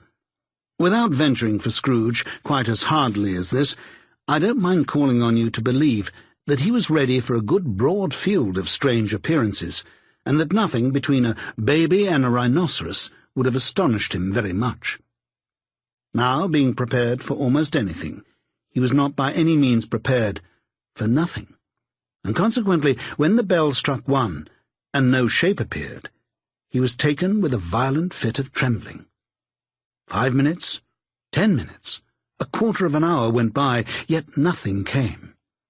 All this time he lay upon his bed, the very core and centre of a blaze of ruddy light, which streamed upon it when the clock proclaimed the hour, and which, being only light, was more alarming than a dozen ghosts, as he was powerless to make out what it meant, or would be at, and was sometimes apprehensive that he might be at the very moment an interesting case of spontaneous combustion, without having the consolation of knowing it. At last, however, he began to think, as you or I would have thought at first, for it is always the person not in the predicament who knows what ought to have been done in it, and would unquestionably have done it too. At last, I say, he began to think that the source and secret of this ghostly light might be in the adjoining room from whence, on further tracing it, it seemed to shine. This idea taking full possession of his mind, he got up softly and shuffled in his slippers to the door. The moment Scrooge's hand was on the lock, a strange voice called him by his name and bade him enter. He obeyed. It was his own room, there was no doubt about that, but it had undergone a surprising transformation. The walls and ceilings were so hung with living green that it looked a perfect grove, from every part of which bright gleaming berries glistened. The crisp leaves of holly, mistletoe, and ivy reflected back the light as if so many little mirrors had been scattered there. And such a mighty blaze went roaring up the chimney as that dull petrification of a hearth had never known in Scrooge's time, or Marley's, or for many and many a winter season gone. Heaped up on the floor to form a kind of throne were turkeys, geese, game, poultry, brawn, great joints of meat, sucking pigs, long wreaths of sausages, mince pies, plum puddings, barrels of oysters, red-hot chestnuts, cherry-cheeked apples, juicy oranges, luscious pears, immense twelfth cakes, and seething bowls of punch that made the chamber dim with their delicious steam. In easy state upon this couch there sat a jolly giant, glorious to see, who bore a glowing torch in shape not unlike Plenty's horn, and held it up, high up, to shed its light on Scrooge as he came peeping round the door. "Come in!" exclaimed the ghost. "Come in, and know me better, man." Scrooge entered timidly, and hung his head before this spirit. He was not the dogged Scrooge he had been, and though the spirit's eyes were clear and kind, he did not like to meet them. "I am the ghost of Christmas Present," said the spirit. "Look upon me." Scrooge reverently did so. It was clothed in one simple green robe or mantle bordered with white fur. This garment hung so loosely on the figure that its capacious breast was bare, as if disdaining to be warded or concealed by any artifice. Its feet, observable beneath the ample folds of the garment, were also bare, and on its head it wore no other covering than a holly wreath, set here and there with shining icicles. Its dark brown curls were long and free as its genial face, its sparkling eyes, its open hand, its cheery voice, its unconstrained demeanour, and its joyful air. Girded around its middle was an antique scabbard, but no sword was in it, and the ancient sheath was eaten up with rust. "You have never seen the like of me before," exclaimed the spirit. "Never," Scrooge made answer to it. "Have never walked forth with the younger members of my family, meaning, for I am very young, my elder brothers born in these later years," pursued the phantom. "I don't think I have," said Scrooge. "I'm afraid I have not. Have you had many brothers, spirit?" "More than 1,800, said the ghost. "A tremendous family to provide for," muttered Scrooge. The ghost of Christmas Present rose. "Spirit," said Scrooge submissively, "conduct me where you will.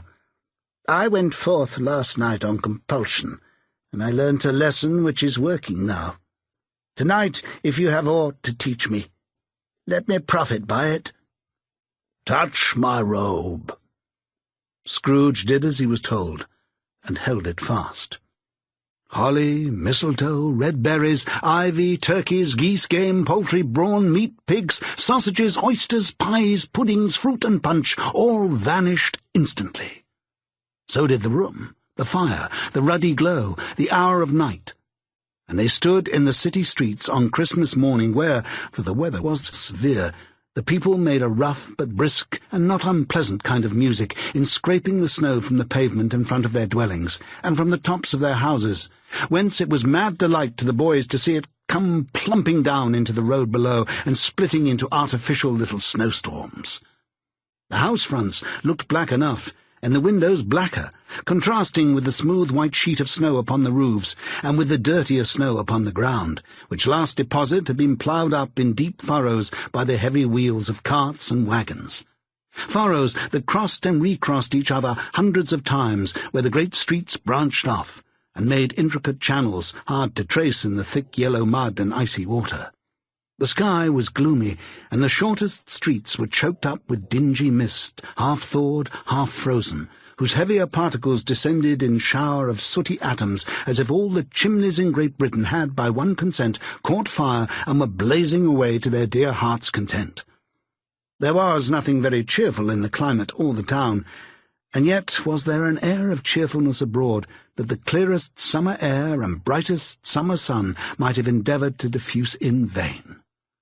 For the people who were shovelling away on the housetops were jovial and full of glee, calling out to one another from the parapets, and now and then exchanging a facetious snowball, better-natured missile far than many a wordy jest, laughing heartily if it went right, and not less heartily if it went wrong.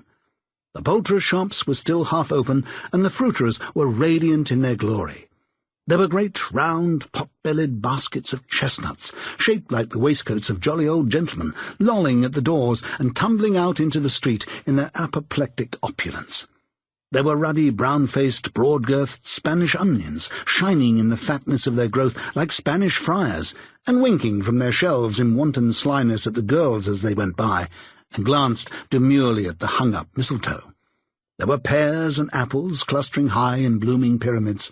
There were bunches of grapes made in the shopkeeper's benevolence to dangle from conspicuous hooks, that people's mouths might water gratis as they passed. There were piles of filberts, mossy and brown, recalling in their fragrance ancient walks among the woods, and pleasant shufflings ankle-deep through withered leaves.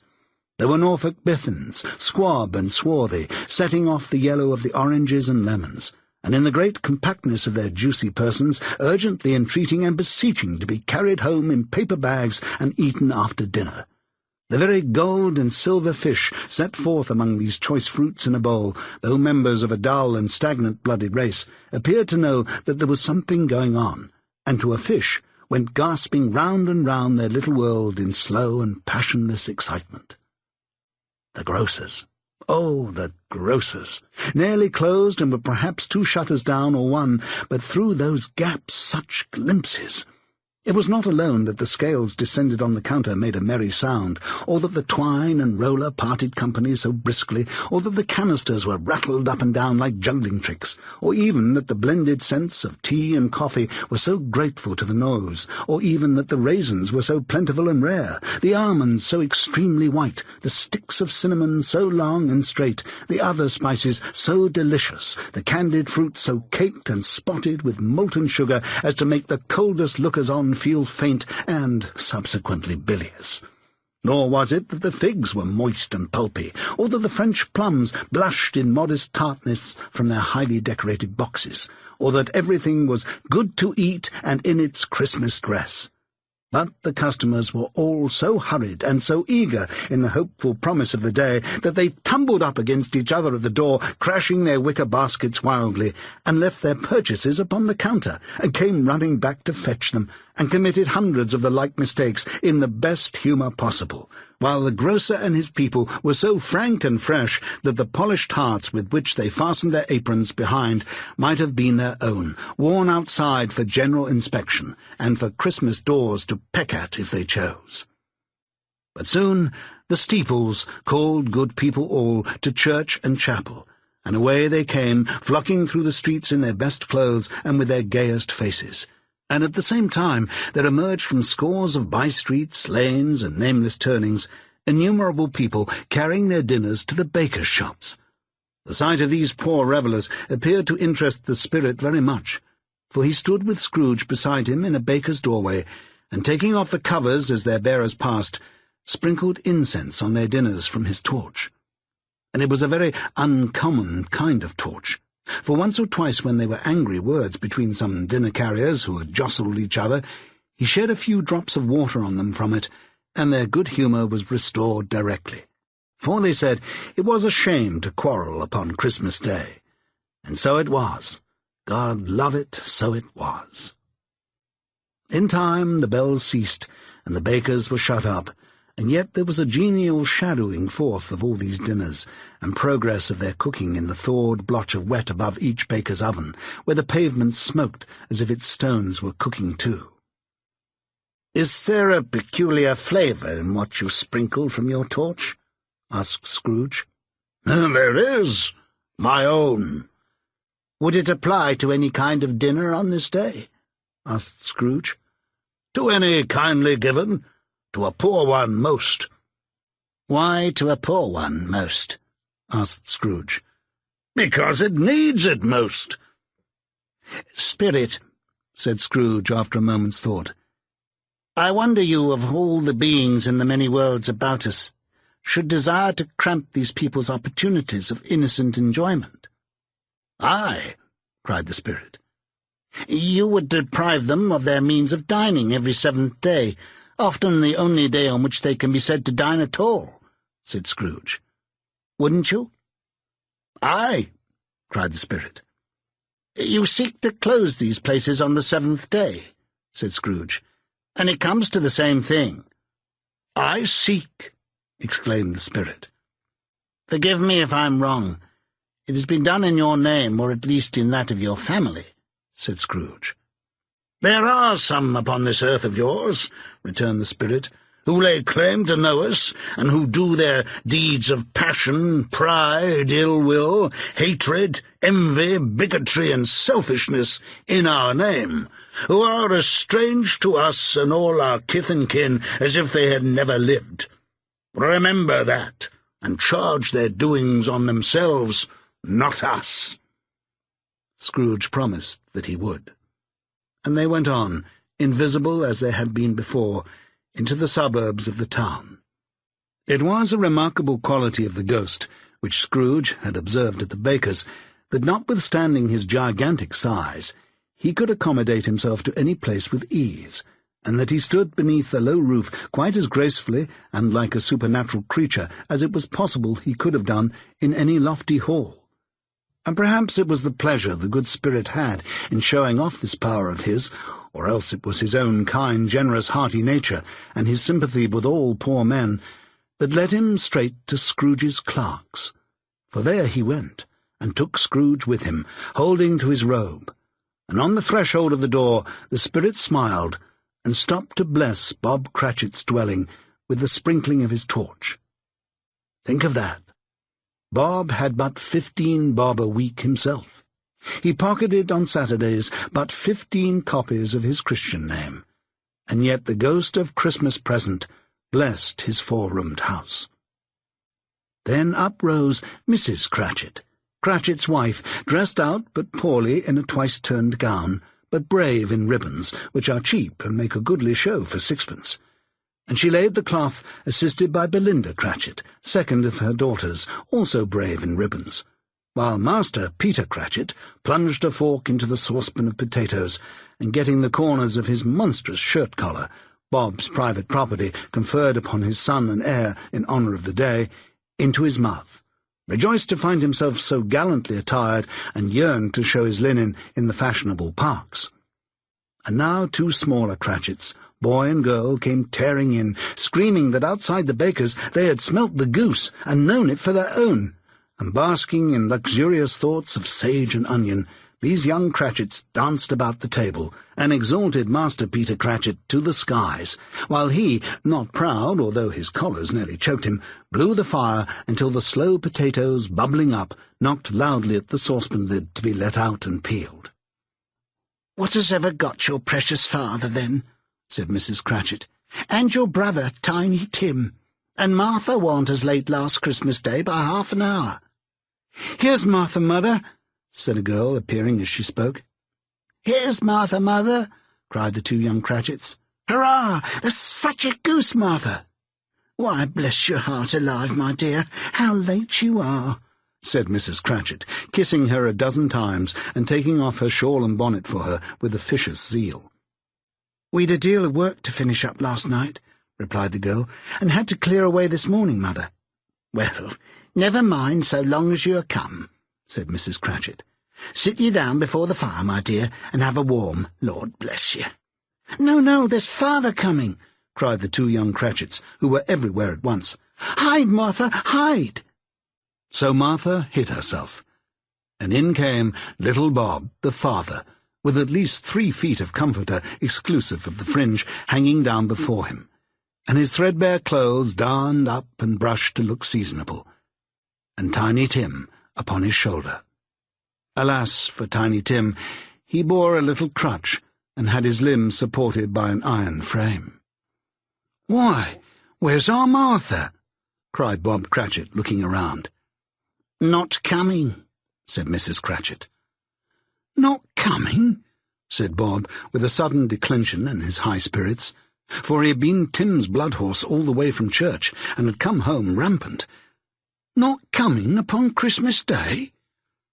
Martha didn't like to see him disappointed, if it were only in joke, so she came out prematurely from behind the closet door and ran into his arms, while the two young Cratchits hustled Tiny Tim and bore him off into the wash-house, that he might hear the pudding singing in the copper. "And how did little Tim behave?" asked Mrs. Cratchit, when she had rallied Bob on his credulity, and Bob had hugged his daughter to his heart's content. "As good as gold," said Bob, "and better. Somehow he gets thoughtful, sitting by himself so much, and thinks the strangest things you ever heard. He told me, coming home, that he hoped that people saw him in the church because he was a cripple, and it might be pleasant for them to remember upon Christmas Day who made lame beggars walk and blind men see." Bob's voice was tremulous when he told them this, and trembled more when he said that Tiny Tim was growing strong and hearty. His active little crutch was heard upon the floor, and back came Tiny Tim before another word was spoken, escorted by his brother and sister to his stool before the fire, and while Bob, turning up his cuffs, as if, poor fellow, they were capable of being made more shabby, compounded some hot mixture in a jug with gin and lemons, and stirred it round and round, and put it on the hob to simmer. Master Peter and the two ubiquitous young Cratchits went to fetch the goose, with which they soon returned in high procession. Such a bustle ensued that you might have thought a goose the rarest of all birds, a feathered phenomenon to which a black swan was a matter of course, and in truth it was something very like it in that house. Mrs. Cratchit made the gravy, ready beforehand in a little saucepan, hissing hot. Master Peter mashed the potatoes with incredible vigour. Miss Belinda sweetened up the apple sauce. Martha dusted the hot plates. Bob took Tiny Tim beside him in a tiny corner at the table. The two young Cratchits set chairs for everybody, not forgetting themselves, and mounting guard upon their posts, crammed spoons into their mouths, lest they should shriek for the goose before their turn came to be helped. At last the dishes were set on, and grace was said. It was succeeded by a breathless pause, as Mrs. Cratchit, looking slowly all along the carving-knife, prepared to plunge it in the breast. But when she did, and when the long-expected gush of stuffing issued forth, one murmur of delight arose all around the board, and even Tiny Tim, excited by the two young Cratchits, beat on the table with the handle of his knife, and feebly cried, "Hurrah!" There never was such a goose. Bob said he didn't believe there ever was such a goose cooked. Its tenderness and flavour, size and cheapness were the themes of universal admiration. Eked out by apple sauce and mashed potatoes, it was a sufficient dinner for the whole family. Indeed, as Mrs. Cratchit said with great delight, surveying one small atom of a bone upon the dish, they hadn't ate it all at last. Yet every one had had enough, and the youngest Cratchits in particular were steeped in sage and onion to the eyebrows. And now, the plates being changed by Miss Belinda, Mrs. Cratchit left the room alone, too nervous to bear witnesses, to take the pudding up and bring it in. Suppose it should not be done enough. Suppose it should break in turning out. Suppose somebody should have got over the wall of the backyard and stolen it, while they were merry with the goose. A supposition at which the two young Cratchits became livid. All sorts of horrors were supposed. Hello! A great deal of steam. The pudding was out of the copper. A smell like a wash-day. That was the cloth. A smell like an eating-house and a pastry-cook's next door to each other, with a laundress's next door to that. That was the pudding. In half a minute, Mrs. Cratchit entered, flushed but smiling proudly with the pudding like a speckled cannonball, so hard and firm, blazing in half a quartern of ignited brandy, and bedight with Christmas holly stuck into the top.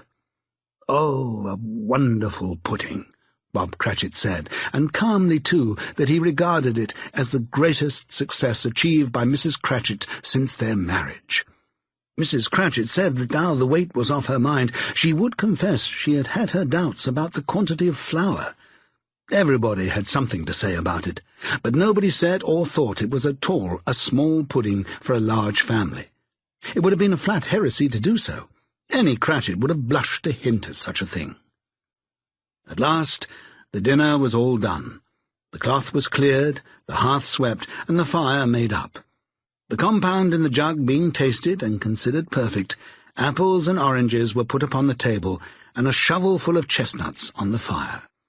Then all the Cratchit family drew round the hearth in what Bob Cratchit called a circle, meaning half a one, and at Bob Cratchit's elbow stood the family display of glass, 2 tumblers and a custard cup without a handle. These held the hot stuff from the jug, however, as well as golden goblets would have done. And Bob served it out with beaming looks, while the chestnuts on the fire sputtered and cracked noisily. Then Bob proposed, "A Merry Christmas to us all, my dears. God bless us," which all the family re-echoed. "God bless us, every one," said Tiny Tim, the last of all. He sat very close to his father's side upon his little stool. Bob held his withered little hand in his, as if he loved the child and wished to keep him by his side, and dreaded that he might be taken from him. "Spirit," said Scrooge, with an interest he had never felt before, "tell me if Tiny Tim will live." "I see a vacant seat," replied the ghost, "in the poor chimney corner, and a crutch without an owner, carefully preserved. If these shadows remain unaltered by the future, the child will die." "No, no," said Scrooge. "Oh, no, kind spirit. Say he will be spared." "If these shadows remain unaltered by the future, none other of my race," returned the ghost, "will find him here." "What then? If he be like to die, he had better do it, and decrease the surplus population." Scrooge hung his head to hear his own words quoted by the spirit, and was overcome with penitence and grief. "Man," said the ghost, "if man you be in heart, not adamant, forbear that wicked cant until you have discovered what the surplus is and where it is. Will you decide what men shall live, what men shall die? It may be that in the sight of heaven you are more worthless and less fit to live than millions like this poor man's child. Oh, God, to hear the insect on the leaf pronouncing on the too much life among his hungry brothers in the dust." Scrooge bent before the ghost's rebuke, and trembling cast his eyes upon the ground. But he raised them speedily on hearing his own name. "Mr. Scrooge," said Bob. "I'll give you Mr. Scrooge, the founder of the feast."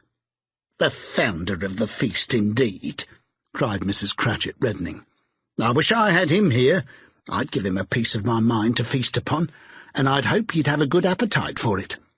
"My dear," said Bob, "the children. Christmas Day." "It should be Christmas Day, I'm sure," said she, "on which one drinks the health of such an odious, stingy, hard, unfeeling man as Mr. Scrooge. You know he is, Robert. Nobody knows it better than you do, poor fellow." "My dear," was Bob's mild answer, "Christmas Day." "I'll drink his health for your sake, and the day's," said Mrs. Cratchit, "not for his. Long life to him, a Merry Christmas and a Happy New Year. He'll be very merry and very happy, I have no doubt." The children drank the toast after her. It was the first of their proceedings which had no heartiness. Tiny Tim drank it last of all, but he didn't care twopence for it. Scrooge was the ogre of the family. The mention of his name cast a dark shadow on the party, which was not dispelled for a full 5 minutes. After it had passed away, they were 10 times merrier than before, from the mere relief of Scrooge the baleful being done with. Bob Cratchit told them how he had a situation in his eye for Master Peter, which would bring in, if obtained, full 5 and 6pence weekly. The 2 young Cratchits laughed tremendously at the idea of Peter's being a man of business, and Peter himself looked thoughtfully at the fire from between his collars, as if he were deliberating what particular investments he should favour when he came into the receipt of that bewildering income. Martha, who was a poor apprentice at a milliner's, then told them what kind of work she had to do, and how many hours she worked at a stretch, and how she meant to lie abed tomorrow morning for a good long rest. Tomorrow being a holiday, she passed at home. Also, how she had seen a countess and a lord some days before, and how the lord was much about as tall as Peter, at which Peter pulled up his collars so high that you couldn't have seen his head if you'd been there. All this time the chestnuts and the jug went round and by they had a song about a lost child travelling in the snow, from Tiny Tim, who had a plaintive little voice and sang it very well indeed. There was nothing of high mark in this. They were not a handsome family, they were not well dressed, their shoes were far from being waterproof, their clothes were scanty, and Peter might have known, and very likely did, the inside of a pawnbroker's. But they were happy, grateful, pleased with one another, and contented with the time. And when they faded, and looked happier yet in the bright sprinklings of the spirit's torch at parting, Scrooge had his eye upon them, and especially on Tiny Tim, until the last. By this time it was getting dark and snowing pretty heavily, and as Scrooge and the spirit went along the streets, the brightness of the roaring fires in kitchens, parlours, and all sorts of rooms was wonderful. Here the flickering of the blaze showed preparations for a cosy dinner, with hot plates baking through and through before the fire, and deep red curtains ready to be drawn to shut out cold and darkness. There all the children of the house were running out into the snow to meet their married sisters, brothers, cousins, uncles, aunts, and be the first to greet them. Here again were shadows on the window blind of guests assembling, and there a group of handsome girls, all hooded and fur-booted and all chattering at once, tripped lightly off to some near neighbour's house, where, woe upon the single man who saw them enter, artful witches, well they knew it, in a glow. But if you had judged from the numbers of people on their way to friendly gatherings, you might have thought that no one was at home to give them welcome when they got there. Instead of every house expecting company and piling up its fires half-chimney high. Blessings on it, how the ghost exulted, how it bared its breadth of breast and opened its capacious palm, and floated on, outpouring with a generous hand its bright and harmless mirth on everything within its reach.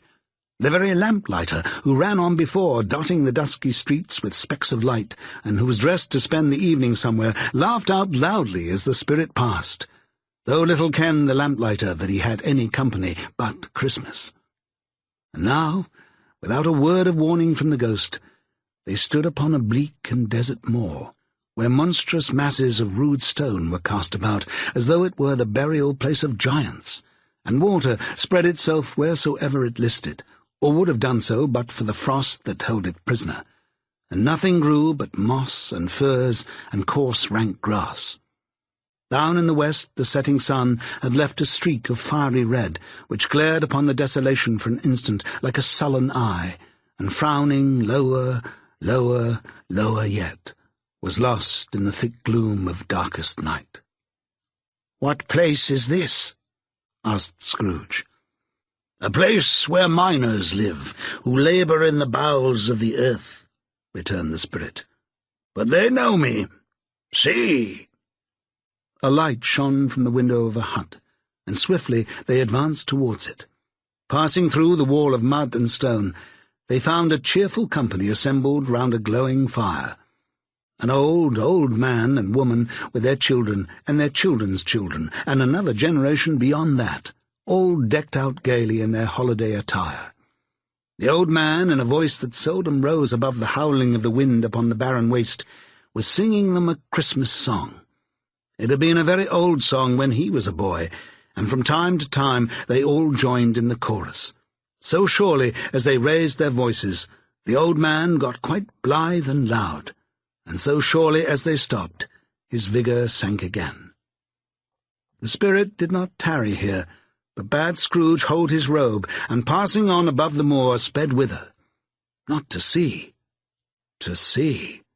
To Scrooge's horror, looking back, he saw the last of the land, a frightful range of rocks behind them, and his ears were deafened by the thundering of water, as it rolled and roared and raged among the dreadful caverns it had worn, and fiercely tried to undermine the earth.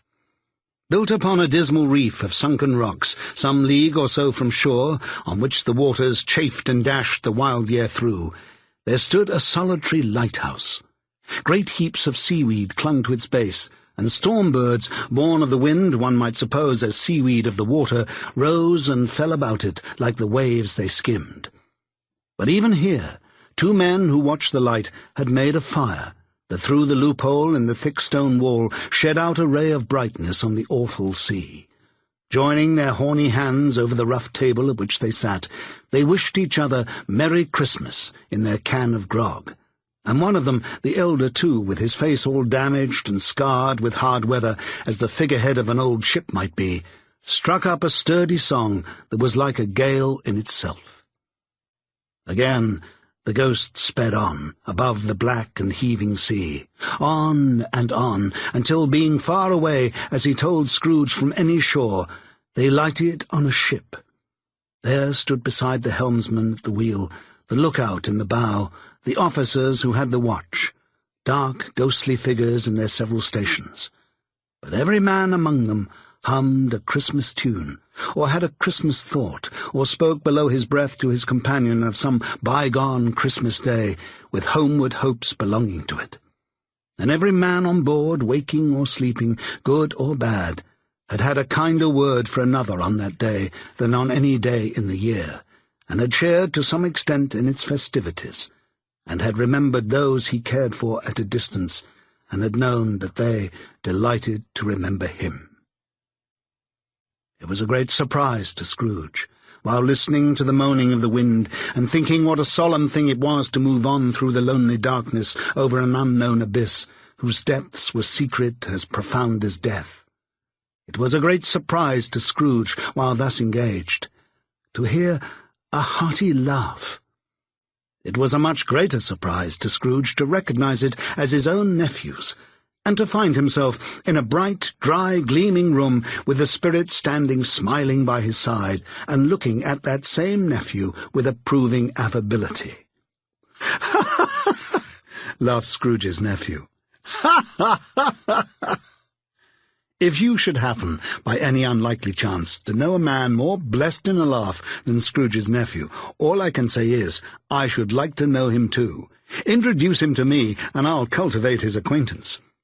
It is a fair, even-handed, noble adjustment of things that while there is infection in disease and sorrow, there is nothing in the world so irresistibly contagious as laughter and good humour. When Scrooge's nephew laughed in this way, holding his sides, rolling his head, and twisting his face into the most extravagant contortions, Scrooge's niece by marriage laughed as heartily as he, and their assembled friends, being not a bit behind, roared out lustily. "Ha, ha, ha, ha, ha, ha, ha! He said that Christmas was a humbug, as I live!" cried Scrooge's nephew.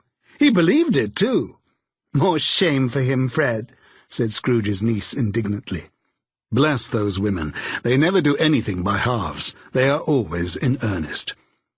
She was very pretty, exceedingly pretty, with a dimpled, surprised-looking, capital face, a ripe little mouth that seemed made to be kissed, as no doubt it was, all kinds of good little dots about her chin that melted into one another when she laughed, and the sunniest pair of eyes you ever saw in any little creature's head. Altogether, she was what you would have called provoking, you know, but satisfactory too. Oh, perfectly satisfactory. "He's a comical old fellow," said Scrooge's nephew. "That's the truth, and not so pleasant as he might be. However, his offences carry their own punishment, and I have nothing to say against him." "I'm sure he's very rich, Fred," hinted Scrooge's niece. "At least you always tell me so." "What of that, my dear?" said Scrooge's nephew. "His wealth is of no use to him. He don't do any good with it. He don't make himself comfortable with it. He hasn't the satisfaction of thinking that he is ever going to benefit us with it." "I have no patience with him," observed Scrooge's niece. Scrooge's niece's sisters and all the other ladies expressed the same opinion. "Oh, I have," cried Scrooge's nephew. "I am sorry for him. I couldn't be angry with him if I tried. Who suffers by his ill whims? Himself, always. Here, he takes it into his head to dislike us, and he won't come and dine with us. What's the consequence? You don't lose much of a dinner." "Indeed, I think he loses a very good dinner," interrupted Scrooge's niece. Everybody else said the same, and they must be allowed to have been competent judges, because they had just had dinner, and with the dessert upon the table were clustered round the fire by lamplight. "Well, I'm very glad to hear it," said Scrooge's nephew, "because I haven't great faith in these young housekeepers. What do you say, Topper?" Topper had clearly got his eye upon one of Scrooge's niece's sisters, for he answered that a bachelor was a wretched outcast who had no right to express an opinion on the subject, whereat Scrooge's niece's sister, the plump one with the lace tucker, not the one with the roses, blushed. "Do go on, Fred," said Scrooge's niece, clapping her hands. "He never finishes what he begins to say. He is such a ridiculous fellow." Scrooge's nephew revelled in another laugh, and as it was impossible to keep the infection off, though the plump sister tried hard to do it with aromatic vinegar, his example was unanimously followed. "I was only going to say," said Scrooge's nephew, "that the consequence of his taking a dislike to us and not making merry with us is, as I think, that he loses some pleasant moments, which could do him no harm. I'm sure he loses pleasanter companions than he can find in his own thoughts, either in his mouldy old office or his dusty chambers. I mean to give him the same chance every year, whether he likes it or not, for I pity him. He may rail at Christmas till he dies, but he can't help thinking better of it. I defy him. If he finds me going there in good temper year after year and saying, 'Uncle Scrooge, how are you?' If it only puts him in the vein to leave his poor clerk £50, that's something, and I think I shook him yesterday." It was their turn to laugh now at the notion of his shaking Scrooge, but being thoroughly good-natured, and not much caring what they laughed at, so that they laughed at any rate, he encouraged them in their merriment, and passed the bottle joyously. After tea they had some music, for they were a musical family, and knew what they were about when they sung a glee or catch, I can assure you, especially Topper, who could growl away in the bass like a good one, and never swell the large veins in his forehead or get red in the face over it. Scrooge's niece played well upon the harp, and played among other tunes a simple little air, a mere nothing, you might learn to whistle it in 2 minutes, which had been familiar to the child who fetched Scrooge from the boarding-school, as he had been reminded by the ghost of Christmas past. When this strain of music sounded, all the things that ghost had shown him came upon his mind. He softened more and more, and thought that if he could have listened to it often, years ago, he might have cultivated the kindness of life for his own happiness with his own hands, without resorting to the sexton's spade that buried Jacob Marley. But they didn't devote the whole evening to music. After a while they played at forfeits, for it is good to be children sometimes, and never better than at Christmas, when its mighty founder was a child himself. Stop. There was first a game at blindman's buff. Of course there was. And I no more believe Topper was really blind than I believe he had eyes in his boots. My opinion is that it was a done thing between him and Scrooge's nephew, and that the ghost of Christmas present knew it. The way he went after that plump sister in the lace tucker was an outrage on the credulity of human nature, knocking down the fire-irons, tumbling over the chairs, bumping against the piano, smothering himself among the curtains. Wherever she went, there went he. He always knew where the plump sister was. He wouldn't catch anybody else. If you had fallen up against him, as some of them did, on purpose, he would have made a feint of endeavouring to seize you, which would have been an affront to your understanding, and would instantly have sidled off in the direction of the plump sister. She often cried out that it wasn't fair, and it really was not. But when at last he caught her, when in spite of all her silken rustlings and her rapid flutterings past him, he got her into a corner whence there was no escape, then his conduct was the most execrable, for his pretending not to know her, his pretending that it was necessary to touch her headdress, and further to assure himself of her identity by pressing a certain ring upon her finger and a certain chain about her neck, was vile, monstrous. No doubt she told him her opinion of it, when, another blind man being in office, they were so very confidential together, behind the curtains. Scrooge's niece was not one of the blind man's buff party, but was made comfortable with a large chair and a footstool in a snug corner, where the ghost and Scrooge were close behind her. but she joined in the forfeits, and loved her love to admiration with all the letters of the alphabet. Likewise, at the game of how, when, and where, she was very great, and to the secret joy of Scrooge's nephew, beat her sisters hollow, though they were sharp girls too, as Topper could have told you. There might have been 20 people there, young and old, but they all played. And so did Scrooge, for wholly forgetting in the interest he had in what was going on, that his voice made no sound in their ears, he sometimes came up with his guess quite loud, and very often guessed quite right too. For the sharpest needle, best Whitechapel warranted not to cut in the eye, was not sharper than Scrooge, blunt as he took it in his head to be. The ghost was greatly pleased to find him in this mood, and looked upon him with such favour that he begged like a boy to be allowed to stay until the guests departed. But this, the spirit said, could not be done. "Here is a new game," said Scrooge. "1 half-hour, spirit, only one." It was a game called Yes and No, where Scrooge's nephew had to think of something, and the rest must find out what. He only answering to their questions yes or no, as the case was. The brisk fire of questioning to which he was exposed elicited from him that he was thinking of an animal, a live animal, rather a disagreeable animal, a savage animal, an animal that growled and grunted sometimes, and talked sometimes, and lived in London, and walked about the streets, and wasn't made a show of, and wasn't led by anyone, and didn't live in a menagerie, and was never killed in a market, and was not a horse, or an ass, or a cow, or a bull, or a tiger, or a dog, or a pig, or a cat, or a bear. At every fresh question that was put to him, this nephew burst into a fresh roar of laughter, and was so inexpressibly tickled that he was obliged to get up off the sofa and stamp. At last the plump sister, falling into a similar state, cried out, "I have found it out! I know what it is, Fred! I know what it is!" "What is it?" cried Fred. "It's your Uncle Scrooge!" Which it certainly was. Admiration was the universal sentiment, though some objected that the reply to "Is it a bear?" ought to have been yes, inasmuch as an answer in the negative was sufficient to have diverted their thoughts from Mr. Scrooge, supposing they had ever had any tendency that way. "He has given us plenty of merriment, I am sure," said Fred, "and it would be ungrateful not to drink his health. Here is a glass of mulled wine ready to our hand at the moment, and I say, Uncle Scrooge."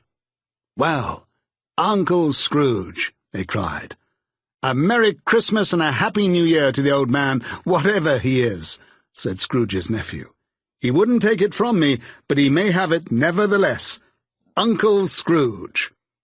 Uncle Scrooge had imperceptibly become so gay and light of heart that he would have pledged the unconscious company in return, and thanked them in an audible speech if the ghost had given him time.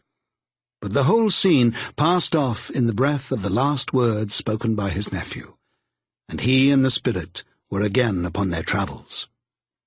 Much they saw, and far they went, and many homes they visited, but always with a happy end.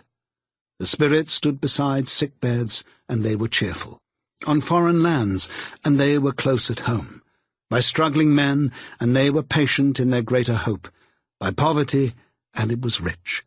In almshouse, hospital, and jail, in misery's every refuge, where vain man, in his little brief authority, had not made fast the door and barred the spirit out, he left his blessing, and taught Scrooge his precepts.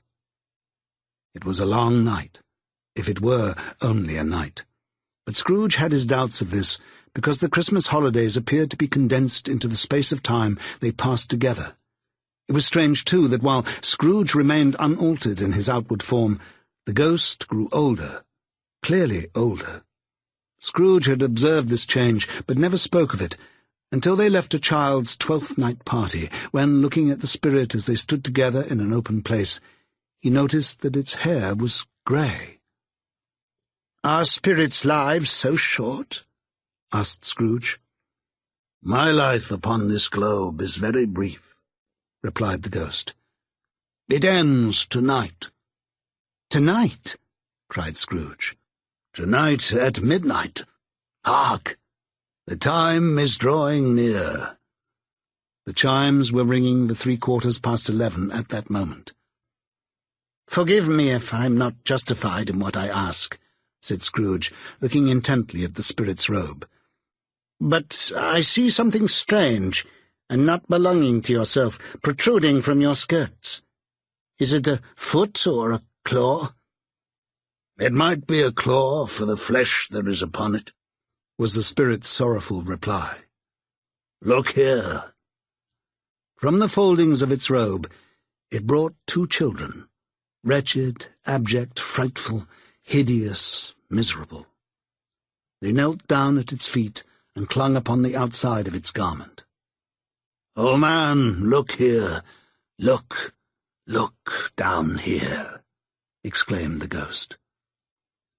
They were a boy and girl, yellow, meagre, ragged, scowling, wolfish, but prostrate too in their humility. Where graceful youth should have filled their features out and touched them with its freshest tints, a stale and shriveled hand like that of age had pinched and twisted them and pulled them into shreds.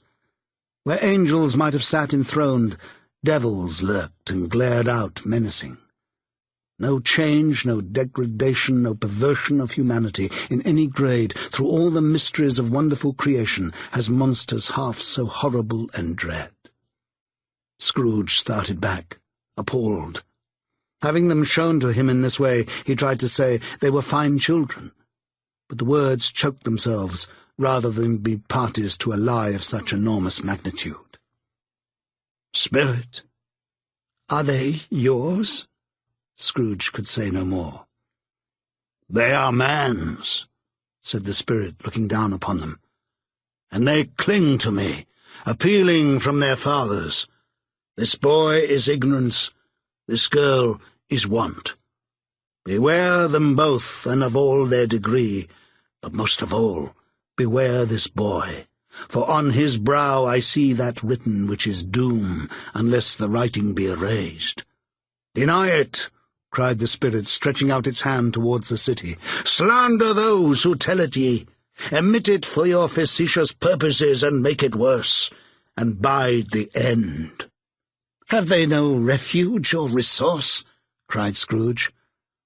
"Are there no prisons?" said the spirit, turning on him for the last time with his own words. "Are there no workhouses?" The bell struck 12. Scrooge looked about him for the ghost, and saw it not.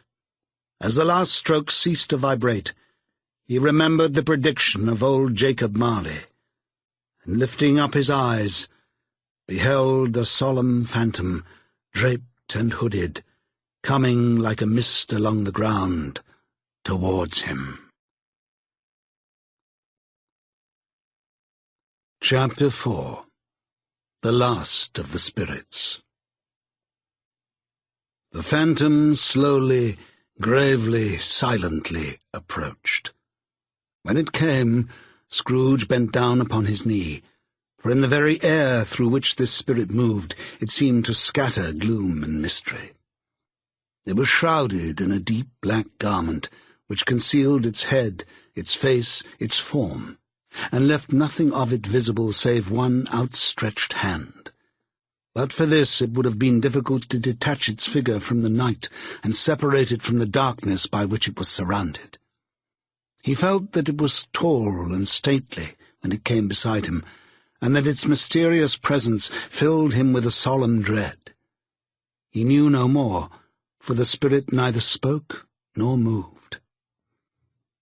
"I am in the presence of the ghost of Christmas yet to come," said Scrooge. The spirit answered not, but pointed onward with its hand.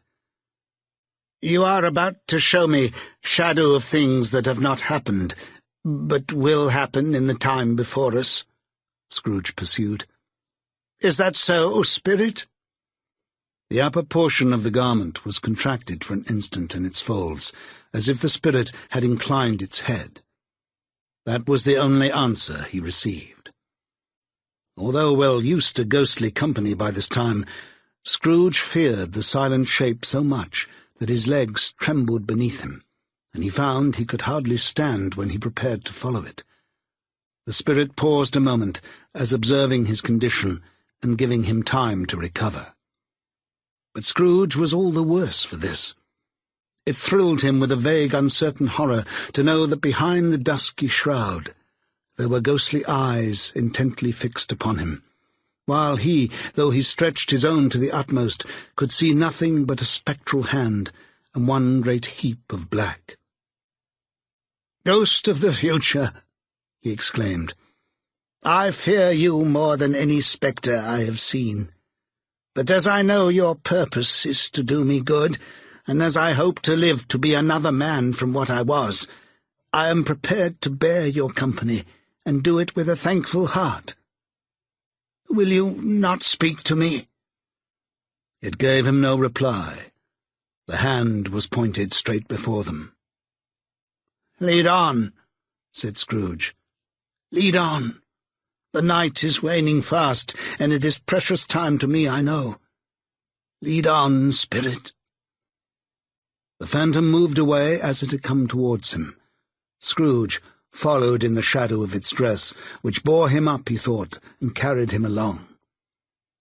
They scarcely seemed to enter the city, for the city rather seemed to spring up about them and encompass them of its own act.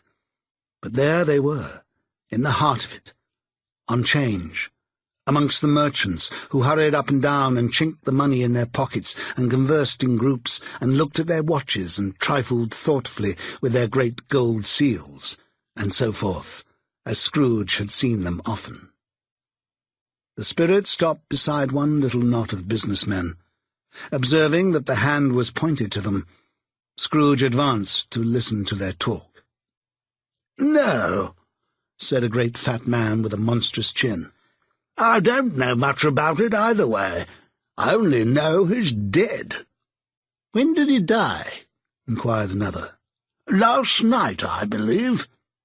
"Why, what was the matter with him?" asked a third, taking a vast quantity of snuff out of a very large snuff-box. "I thought he'd never die." "God knows," said the first with a yawn. "What has he done with his money?" asked a red-faced gentleman with a pendulous excrescence on the end of his nose that shook like the gills of a turkey-cock. "I haven't heard," said the man with the large chin, yawning again. "Left it to his company, perhaps.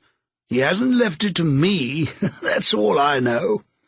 This pleasantry was received with a general laugh. "It's likely to be a cheap funeral," said the same speaker, "for upon my life I don't know of anybody to go to it. Suppose we make up a party and volunteer?" "I don't mind going if a lunch is provided," observed the gentleman with the excrescence on his nose. "But I must be fed if I make one." Another laugh. "Well, I'm the most disinterested among you after all," said the first speaker, "for I never wear black gloves and I never eat lunch. But I'll offer to go if anybody else will. When I come to think of it, I'm not at all sure that I wasn't his most particular friend, for we used to stop and speak whenever we met. Bye-bye." Speakers and listeners strolled away and mixed with other groups. Scrooge knew the men, and looked toward the spirit for an explanation. The phantom glided on into a street. Its finger pointed to two persons meeting. Scrooge listened again, thinking that the explanation might lie here. He knew these men, also, perfectly. They were men of business, very wealthy, and of great importance. He had made a point always of standing well in their esteem. In a business point of view, that is. Strictly in a business point of view. "How are you?" said one. "How are you?" returned the other. "Well," said the first, "Old Scratch has got his own at last, eh?" "So I'm told," returned the second. "Cold, isn't it?" "Seasonable for Christmas time. You're not a skater, I suppose?" No, something else to think of. Good morning." Not another word. That was their meeting, their conversation, and their parting. Scrooge was at first inclined to be surprised that the spirit should attach importance to conversations apparently so trivial, but feeling assured that they must have some hidden purpose, he set himself to consider what it was likely to be. They could scarcely be supposed to have any bearing on the death of Jacob, his old partner, for that was past, and this ghost's province was the future. Nor could he think of anyone immediately connected with himself to whom he could apply them.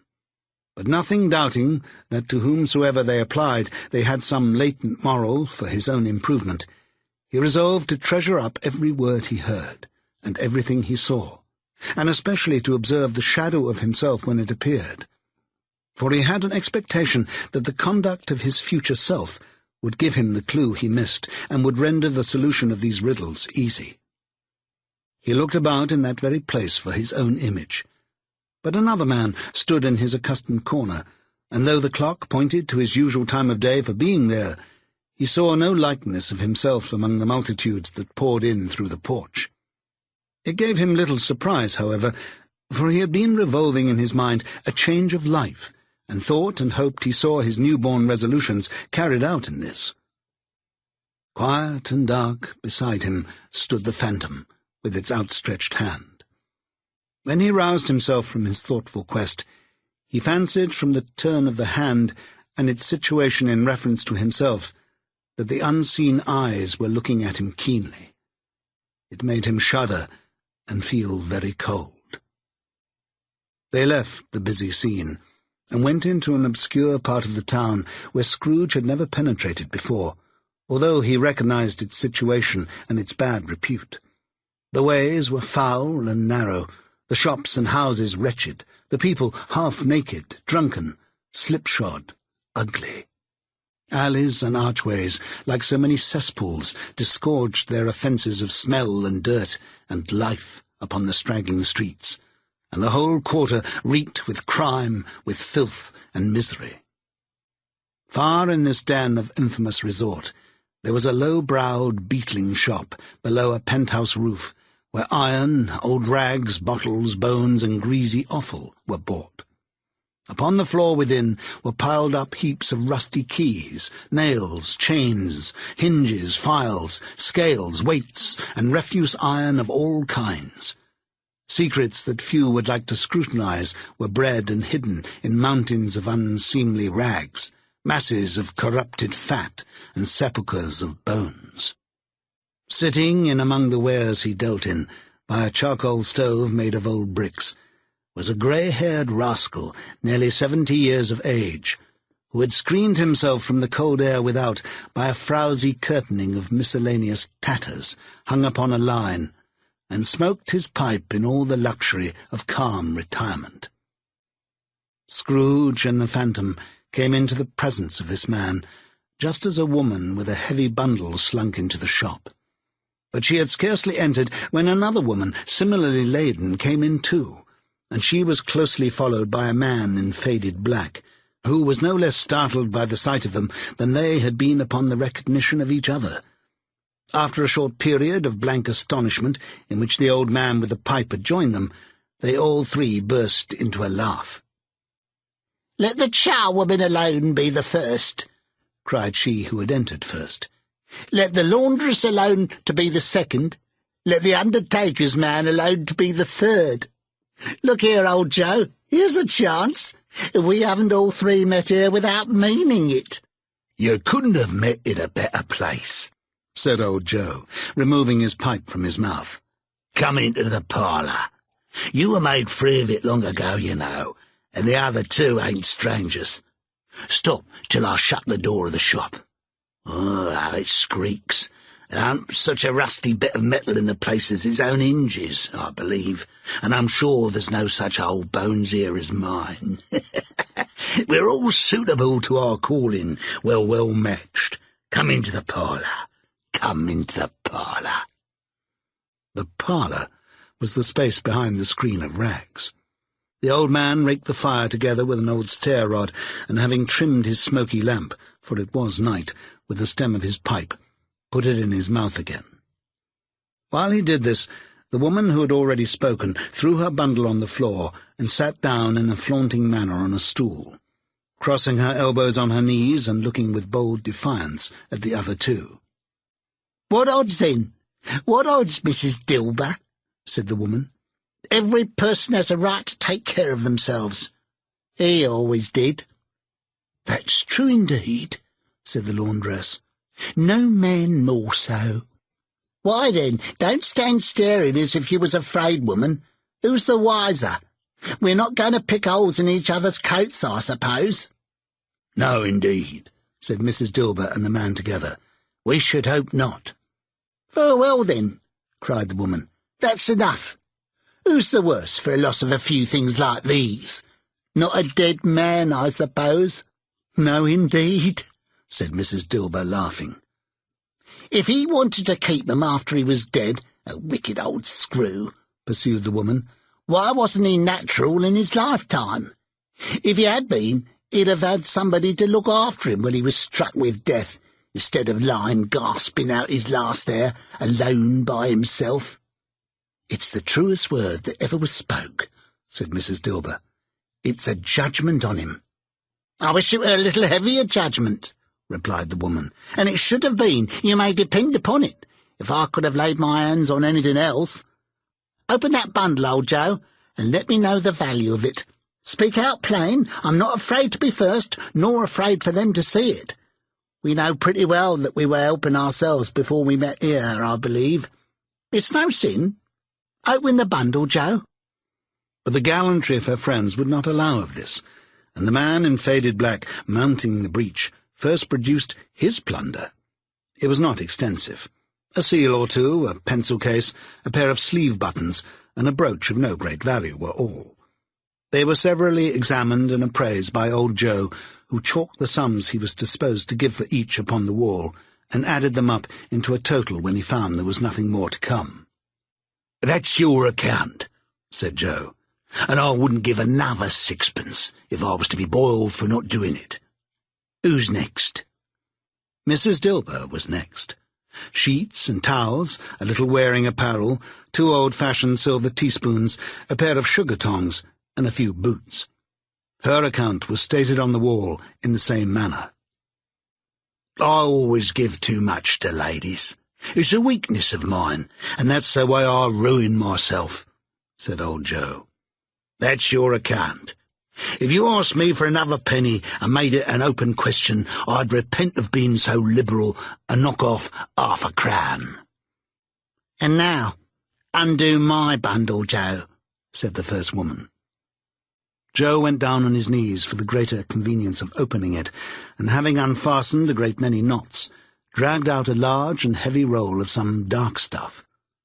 "What do you call this?" said Joe. "Bed curtains?" "Ah," returned the woman, laughing and leaning forward on her crossed arms. "bed curtains?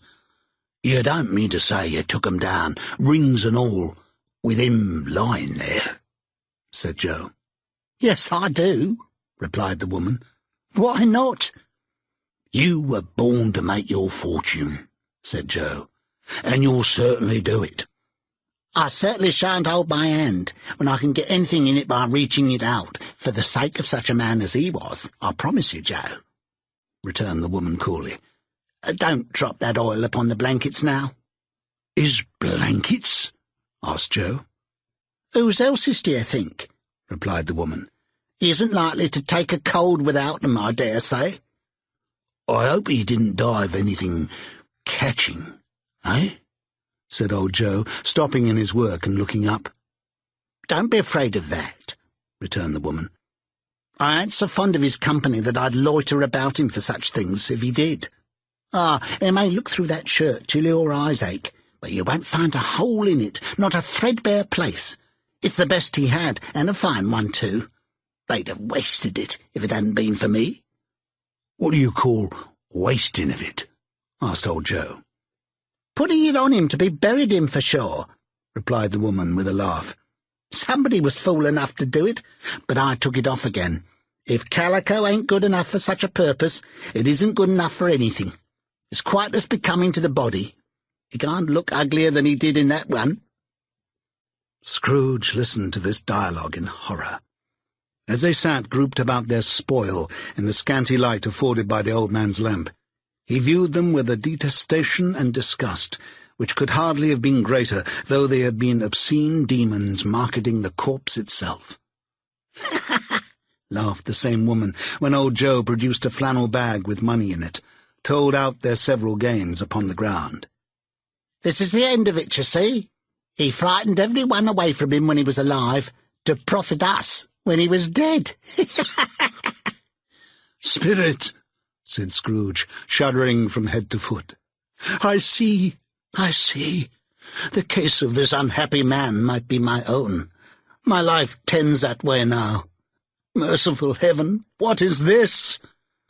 He recoiled in terror, for the scene had changed, and now he almost touched a bed, a bare, uncurtained bed, on which, beneath a ragged sheet, there lay something covered up, which, though it was dumb, announced itself in awful language. The room was very dark, too dark to be observed with any accuracy, though Scrooge glanced around it in obedience to a secret impulse, anxious to know what kind of room it was. A pale light, rising in the outer air, fell straight upon the bed, and on it, plundered and bereft, unwatched, unwept, uncared for, was the body of this man. Scrooge glanced towards the phantom. Its steady hand was pointed to the head. The cover was so carelessly adjusted that the slightest raising of it, the motion of a finger upon Scrooge's part, would have disclosed the face. He thought of it, felt how easy it would be to do, and longed to do it. But he had no more power to withdraw the veil than to dismiss the spectre at his side. Oh, cold, cold, rigid, dreadful death! Set up thine altar here, and dress it with such terrors as thou hast at thy command, for this is thy dominion. But of the loved, revered, and honoured head, thou canst not turn one hair to thy dread purposes, or make one feature odious. It is not that the hand is heavy, and will fall down when released. It is not that the heart and pulse are still, but that the hand was open, generous and true, the heart brave, warm, and tender, and the pulse a man's. Strike, shadow, strike, and see his good deeds springing from the wound, to sow the world with life immortal. No voice pronounced these words in Scrooge's ears, and yet he heard them when he looked upon the bed. He thought, if this man could be raised up now, what would be his foremost thoughts? Avarice, hard-dealing, griping cares? They have brought him to a rich end, truly. He lay in the dark, empty house, with not a man, a woman, or a child to say he was kind to me in this or that, and for the memory of one kind word I will be kind to him. A cat was tearing at the door, and there was the sound of gnawing rats beneath the hearthstone. What they wanted in the room of death, and why they were so restless and disturbed, Scrooge did not dare to think. "Spirit," he said, "this is a fearful place. In leaving it, I shall not leave its lesson. Trust me. Let us go." Still the ghost pointed with an unmoved finger to the head. "I understand you," Scrooge returned, "and I would do it if I could. But I have not the power, Spirit. I have not the power." Again it seemed to look upon him. "If there is any person in the town who feels emotion caused by this man's death," said Scrooge, quite agonized, "show that person to me, Spirit. I beseech you." The phantom spread its dark robe before him for a moment, like a wing, and withdrawing it, revealed a room by daylight, where a mother and her children were. She was expecting someone, and with anxious eagerness, for she walked up and down the room, started at every sound, looked out from the window, glanced at the clock, tried but in vain to work with her needle, and could hardly bear the voices of the children in their play. At length, the long-expected knock was heard. She hurried to the door and met her husband, a man whose face was careworn and depressed, though he was young. There was a remarkable expression in it now, a kind of serious delight of which he felt ashamed and which he struggled to repress. He sat down to the dinner that had been boarding for him by the fire, and when she asked him faintly what news, which was not until after a long silence, he appeared embarrassed how to answer. "Is it good," she said, "or bad?" to help him. "Bad," he answered. "We are quite ruined." "No, there is hope yet, Caroline." "If he relents," she said, amazed, "there is? Nothing is past hope, if such a miracle has happened." "He is past relenting," said her husband. "He's dead." She was a mild and patient creature, if her face spoke truth, but she was thankful in her soul to hear it, and she said so, with clasped hands. She prayed forgiveness the next moment and was sorry, but the first was the emotion of her heart. What the half-drunken woman whom I told you of last night said to me when I tried to see him and obtain a week's delay, and what I thought was a mere excuse to avoid me, turns out to have been quite true. He was not only very ill, but dying then. To whom will our debt be transferred? I don't know, but before that time we shall be ready with the money, and even though we were not, it would be a bad fortune indeed to find so merciless a creditor in his successor. We may sleep tonight with light hearts, Caroline. Yes, soften it as they would, their hearts were lighter. The children's faces, hushed and clustered round to hear what they so little understood, were brighter, and it was a happier house for this man's death. The only emotion that the ghost could show him, caused by the event, was one of pleasure. "Let me see some tenderness connected with a death," said Scrooge, "or that dark chamber spirit which we left just now will be for ever present to me." The ghost conducted him through several streets familiar to his feet, and as they went along, Scrooge looked here and there to find himself, but nowhere was he to be seen. They entered poor Bob Cratchit's house, the dwelling he had visited before, and found the mother and the children seated round the fire. Quiet, very quiet. The noisy little Cratchits were as still as statues in one corner, and sat looking up at Peter, who had a book before him. The mother and her daughters were engaged in sewing, but surely they were very quiet.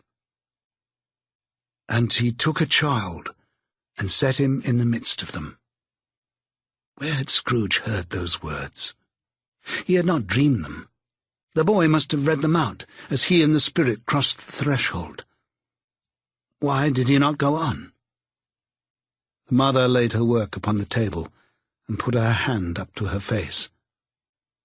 "The colour hurts my eyes," she said. The colour. Ah, poor Tiny Tim. "They're better now again," said Cratchit's wife. "It makes them weak by candlelight, and I wouldn't show weak eyes to your father when he comes home for the world.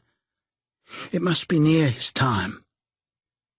"Past it, rather," Peter answered, shutting up his book. "But I think he has walked a little slower than he used these last few evenings, Mother." They were very quiet again. At last she said, and in a steady, cheerful voice that only faltered once, I've known him walk with Tiny Tim upon his shoulder very fast indeed." "And so have I," cried Peter. "Often." "And so have I," exclaimed another. So had all. "But he was very light to carry," she resumed, intent upon her work. "And his father loved him so that it was no trouble. No trouble. And there is your father at the door."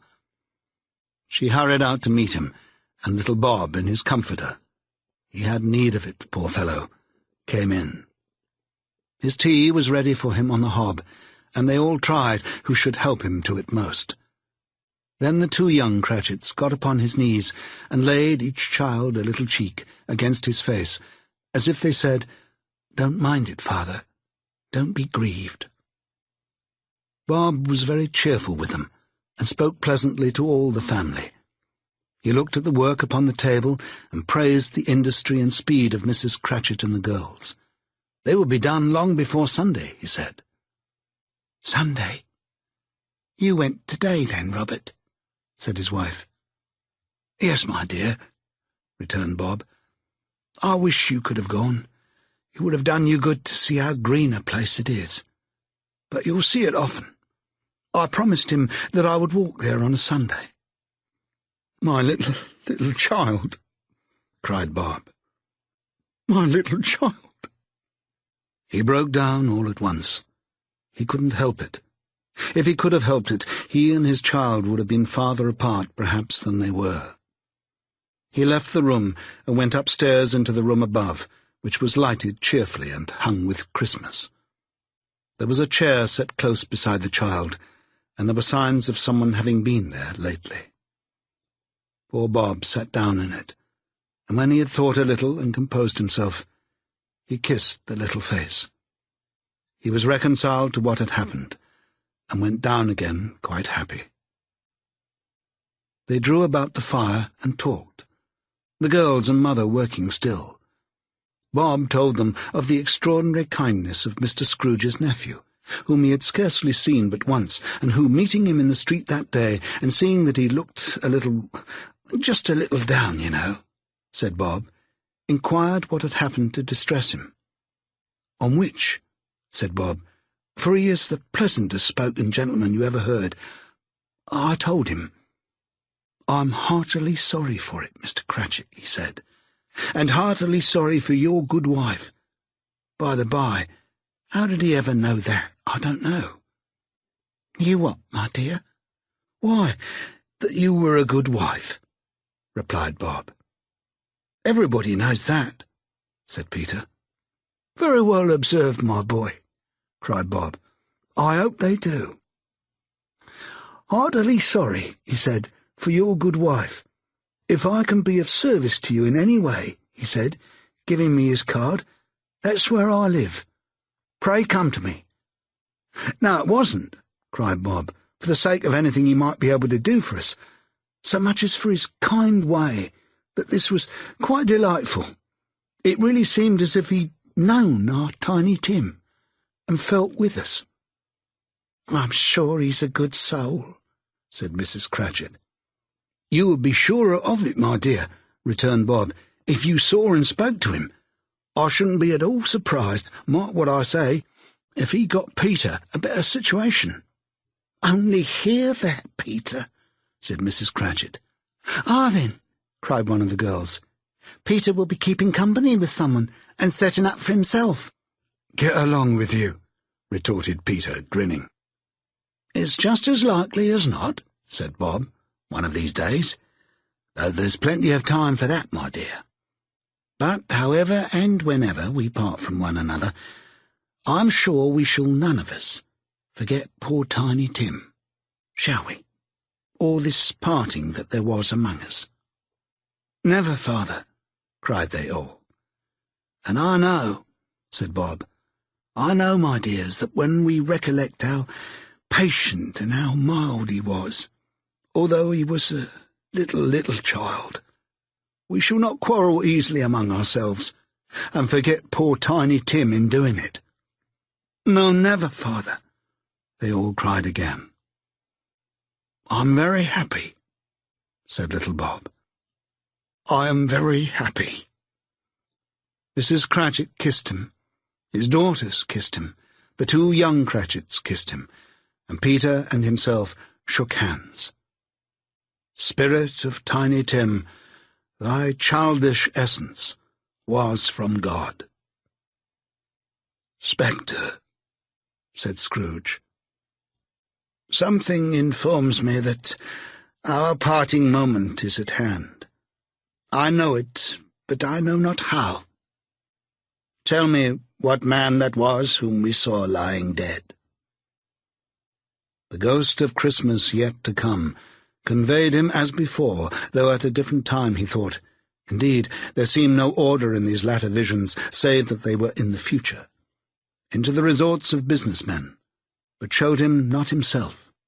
Indeed, the spirit did not stay for anything, but went straight on, as to the end just now desired, until besought by Scrooge to tarry for a moment. "These courts," said Scrooge, "through which we hurry now, is where my place of occupation is, and has been for a length of time. I see the house. Let me behold what I shall be in days to come." The spirit stopped. The hand was pointed elsewhere. "The house is yonder," Scrooge exclaimed.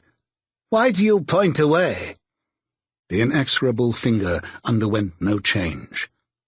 Scrooge hastened to the window of his office and looked in. It was an office still, but not his. The furniture was not the same, and the figure in the chair was not himself. The phantom pointed as before.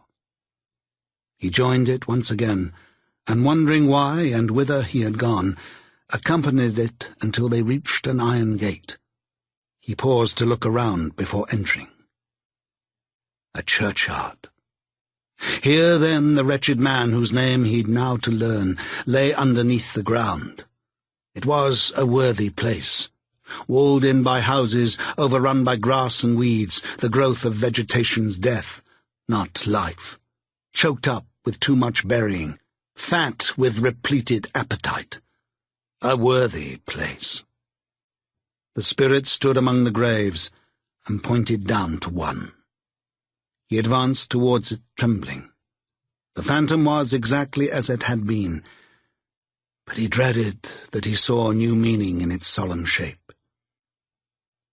"Before I draw nearer to that stone to which you point," said Scrooge, "answer me one question.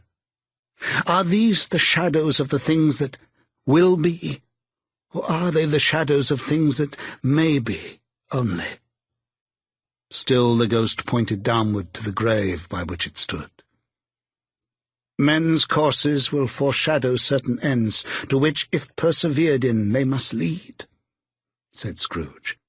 "But if the courses be departed from, the ends will change. Say it is thus, with what you show me." The spirit was immovable as ever. Scrooge crept towards it, trembling as he went, and following the finger, read upon the stone of the neglected grave his own name, Ebenezer Scrooge. "Am I that man who lay upon the bed?" he cried, upon his knees. The finger pointed from the grave to him and back again. "No, spirit! Oh, no, no!" The finger still was there. "Spirit!" he cried, tight clutching at its robe. "Hear me! I am not the man I was. I will not be the man I must have been but for this intercourse. Why show me this, if I am past all hope?" For the first time, the hand appeared to shake. "Good spirit," he pursued, as down upon the ground he fell before it, "your nature intercedes for me and pities me. Assure me that I yet may change these shadows you have shown me by an altered life." The kind hand trembled. "I will honour Christmas in my heart, and try to keep it all the year. I will live in the past, the present, and the future. The spirits of all three shall strive within me. I will not shut out the lessons that they teach. Oh, tell me I may sponge away the writing on this stone." In his agony he caught the spectral hand.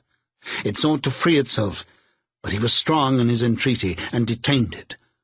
The spirit, stronger yet, repulsed him.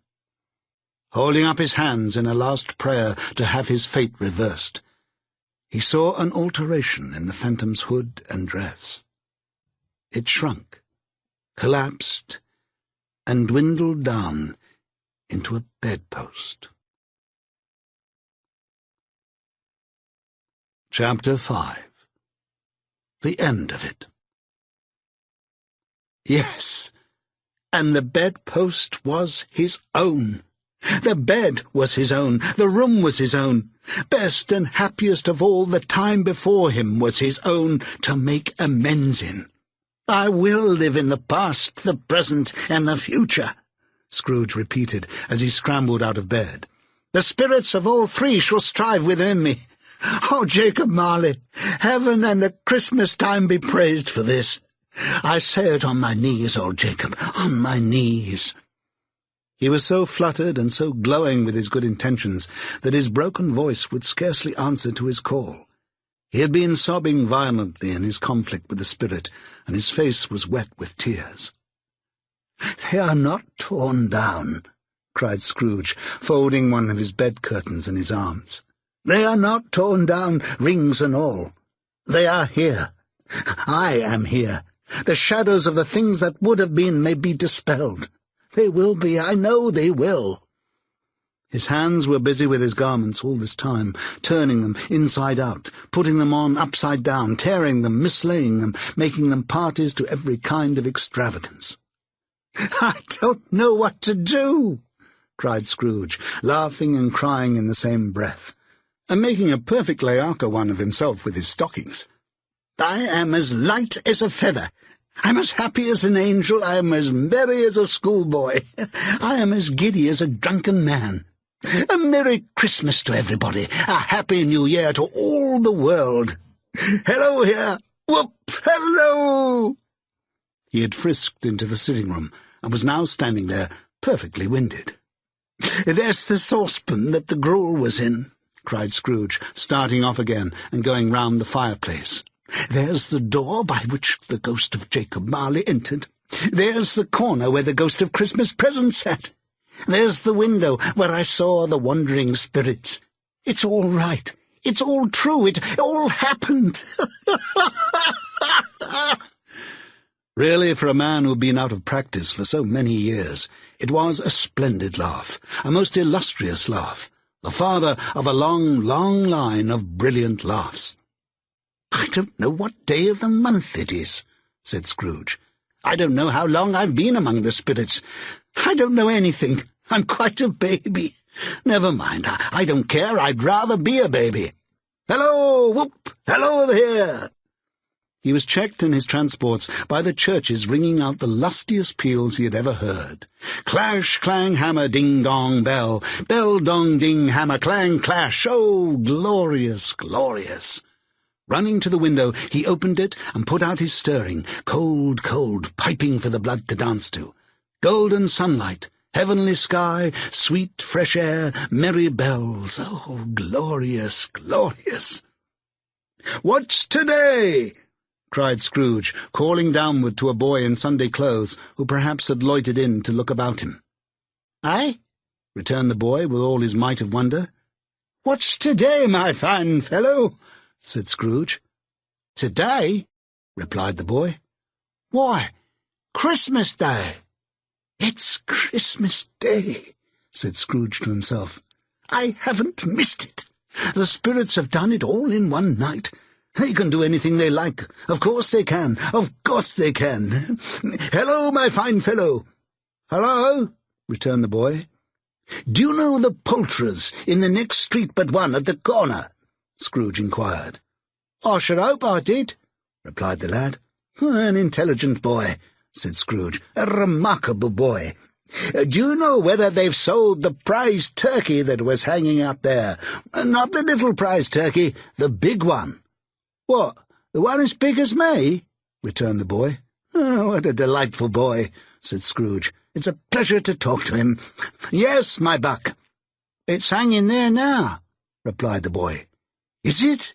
said Scrooge. "Go and buy it." "Walker!" exclaimed the boy.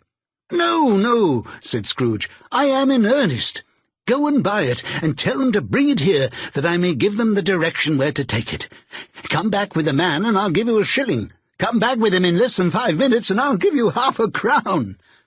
"I'll send it to Bob Cratchit's," whispered Scrooge, rubbing his hands and splitting with a laugh. "He shan't know who sends it. It's twice the size of Tiny Tim. Joe Miller never made such a joke as sending it to Bob's will be." The hand in which he wrote the address was not a steady one, but write it he did, somehow, and went downstairs to open the street door, ready for the coming of the poulterer's man. As he stood there, waiting his arrival, the knocker caught his eye. "I shall love it, as long as I live," cried Scrooge, patting it with his hand. "I scarcely ever looked at it before. What an honest expression it has in its face. It's a wonderful knocker. Oh, here's the turkey! Hello! Whoop! How are you? Merry Christmas!" It was a turkey. He never could have stood upon his legs, that bird. He would have snapped 'em short off in a minute, like sticks of sealing wax. "Why, it's impossible to carry that to Camden Town," said Scrooge. "You must have a cab." A chuckle with which he said this, and the chuckle with which he paid for the turkey, and the chuckle with which he paid for the cab, and the chuckle with which he recompensed the boy, were only exceeded by the chuckle with which he sat down breathless in his chair again, and chuckled till he cried.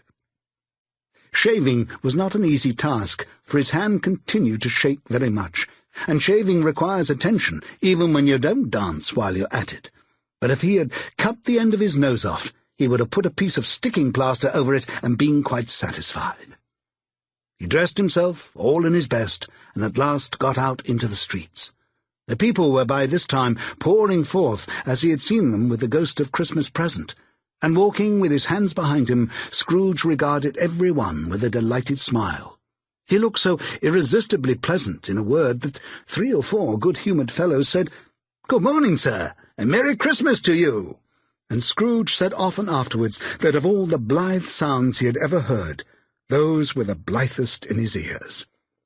He had not gone far when, coming on towards him, he beheld the portly gentleman who had walked into his counting-house the day before, and said, "Scrooge and Marley's, I believe?" It sent a pang across his heart to think how this old gentleman would look upon him when they met.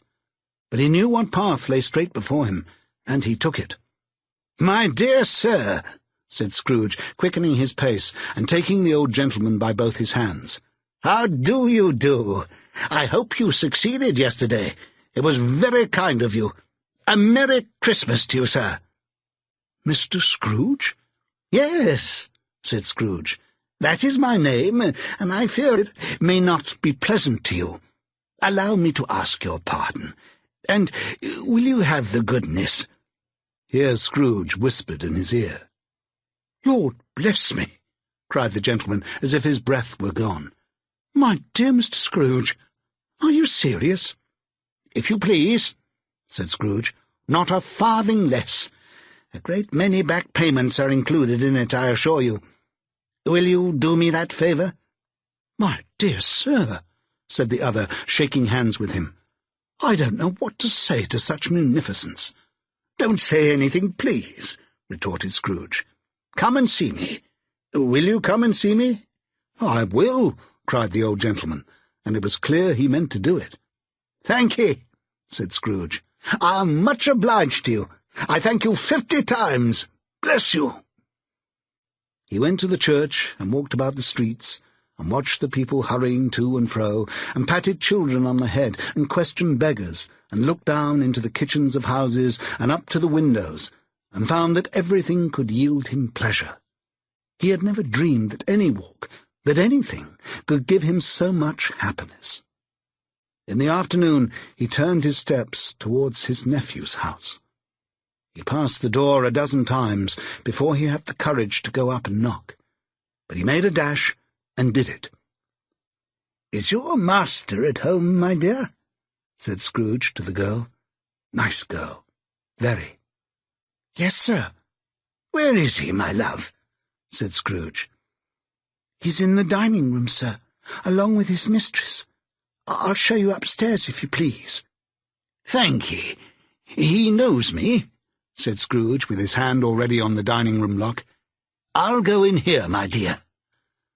He turned it gently, and sidled his face in around the door. They were looking at the table, which was spread out in great array, for these young housekeepers are always nervous on such points, and like to see that everything is right. "Fred," said Scrooge. Dear heart alive, how his niece by marriage started! Scrooge had forgotten for the moment about her sitting in the corner with the footstool, or he wouldn't have done it on any account. "Why, bless my soul!" cried Fred. "Who's that?" "It's I, your Uncle Scrooge. I've come to dinner. Will you let me in, Fred?" Let him in? It is a mercy he didn't shake his arm off. He was at home in 5 minutes. Nothing could be heartier. His niece looked just the same. So did Topper when he came. So did the plump sister when she came. So did everyone when they came. Wonderful party, wonderful games, wonderful unanimity, wonderful happiness. But he was early at the office next morning. Oh, he was early there. If he could only be there first and catch Bob Cratchit coming late. That was the thing he had set his heart upon. And he did it. Yes, he did. The clock struck 9. No Bob. 1:15. No Bob. He was full 18 minutes and a half behind his time. Scrooge sat with his door wide open, that he might see him come into the tank.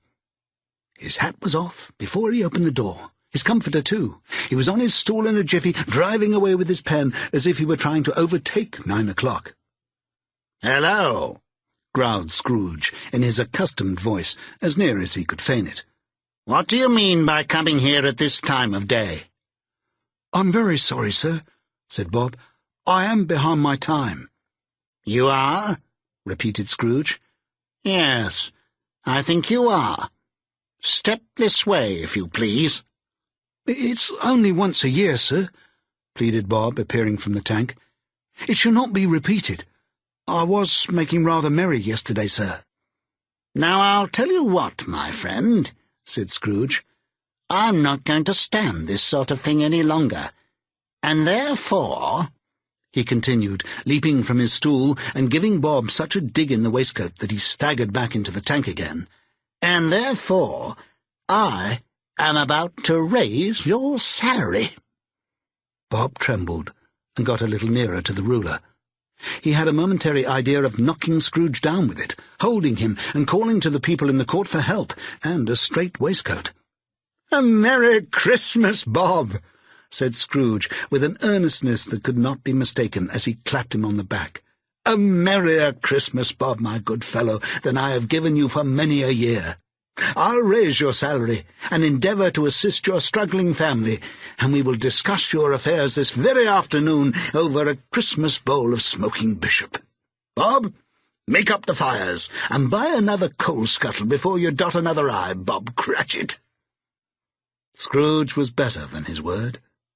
He did it all, and infinitely more. And to Tiny Tim, who did not die, he was a second father.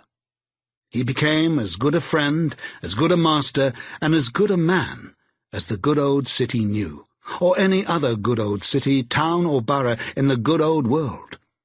Some people laughed to see the alteration in him, but he let them laugh, and little heeded them, for he was wise enough to know that nothing ever happened on this globe for good at which some people did not have their fill of laughter in the outset, and knowing that such as these would be blind anyway, he thought it quite as well that they should wrinkle up their eyes in grins, as have the malady in less attractive forms. His own heart laughed, and that was quite enough for him. He had no further intercourse with spirits, but lived upon the total abstinence principle ever afterwards, and it was always said of him that he knew how to keep Christmas well if any man alive possessed the knowledge. May that be truly said of us, and all of us. And so, as Tiny Tim observed, God bless us, every one.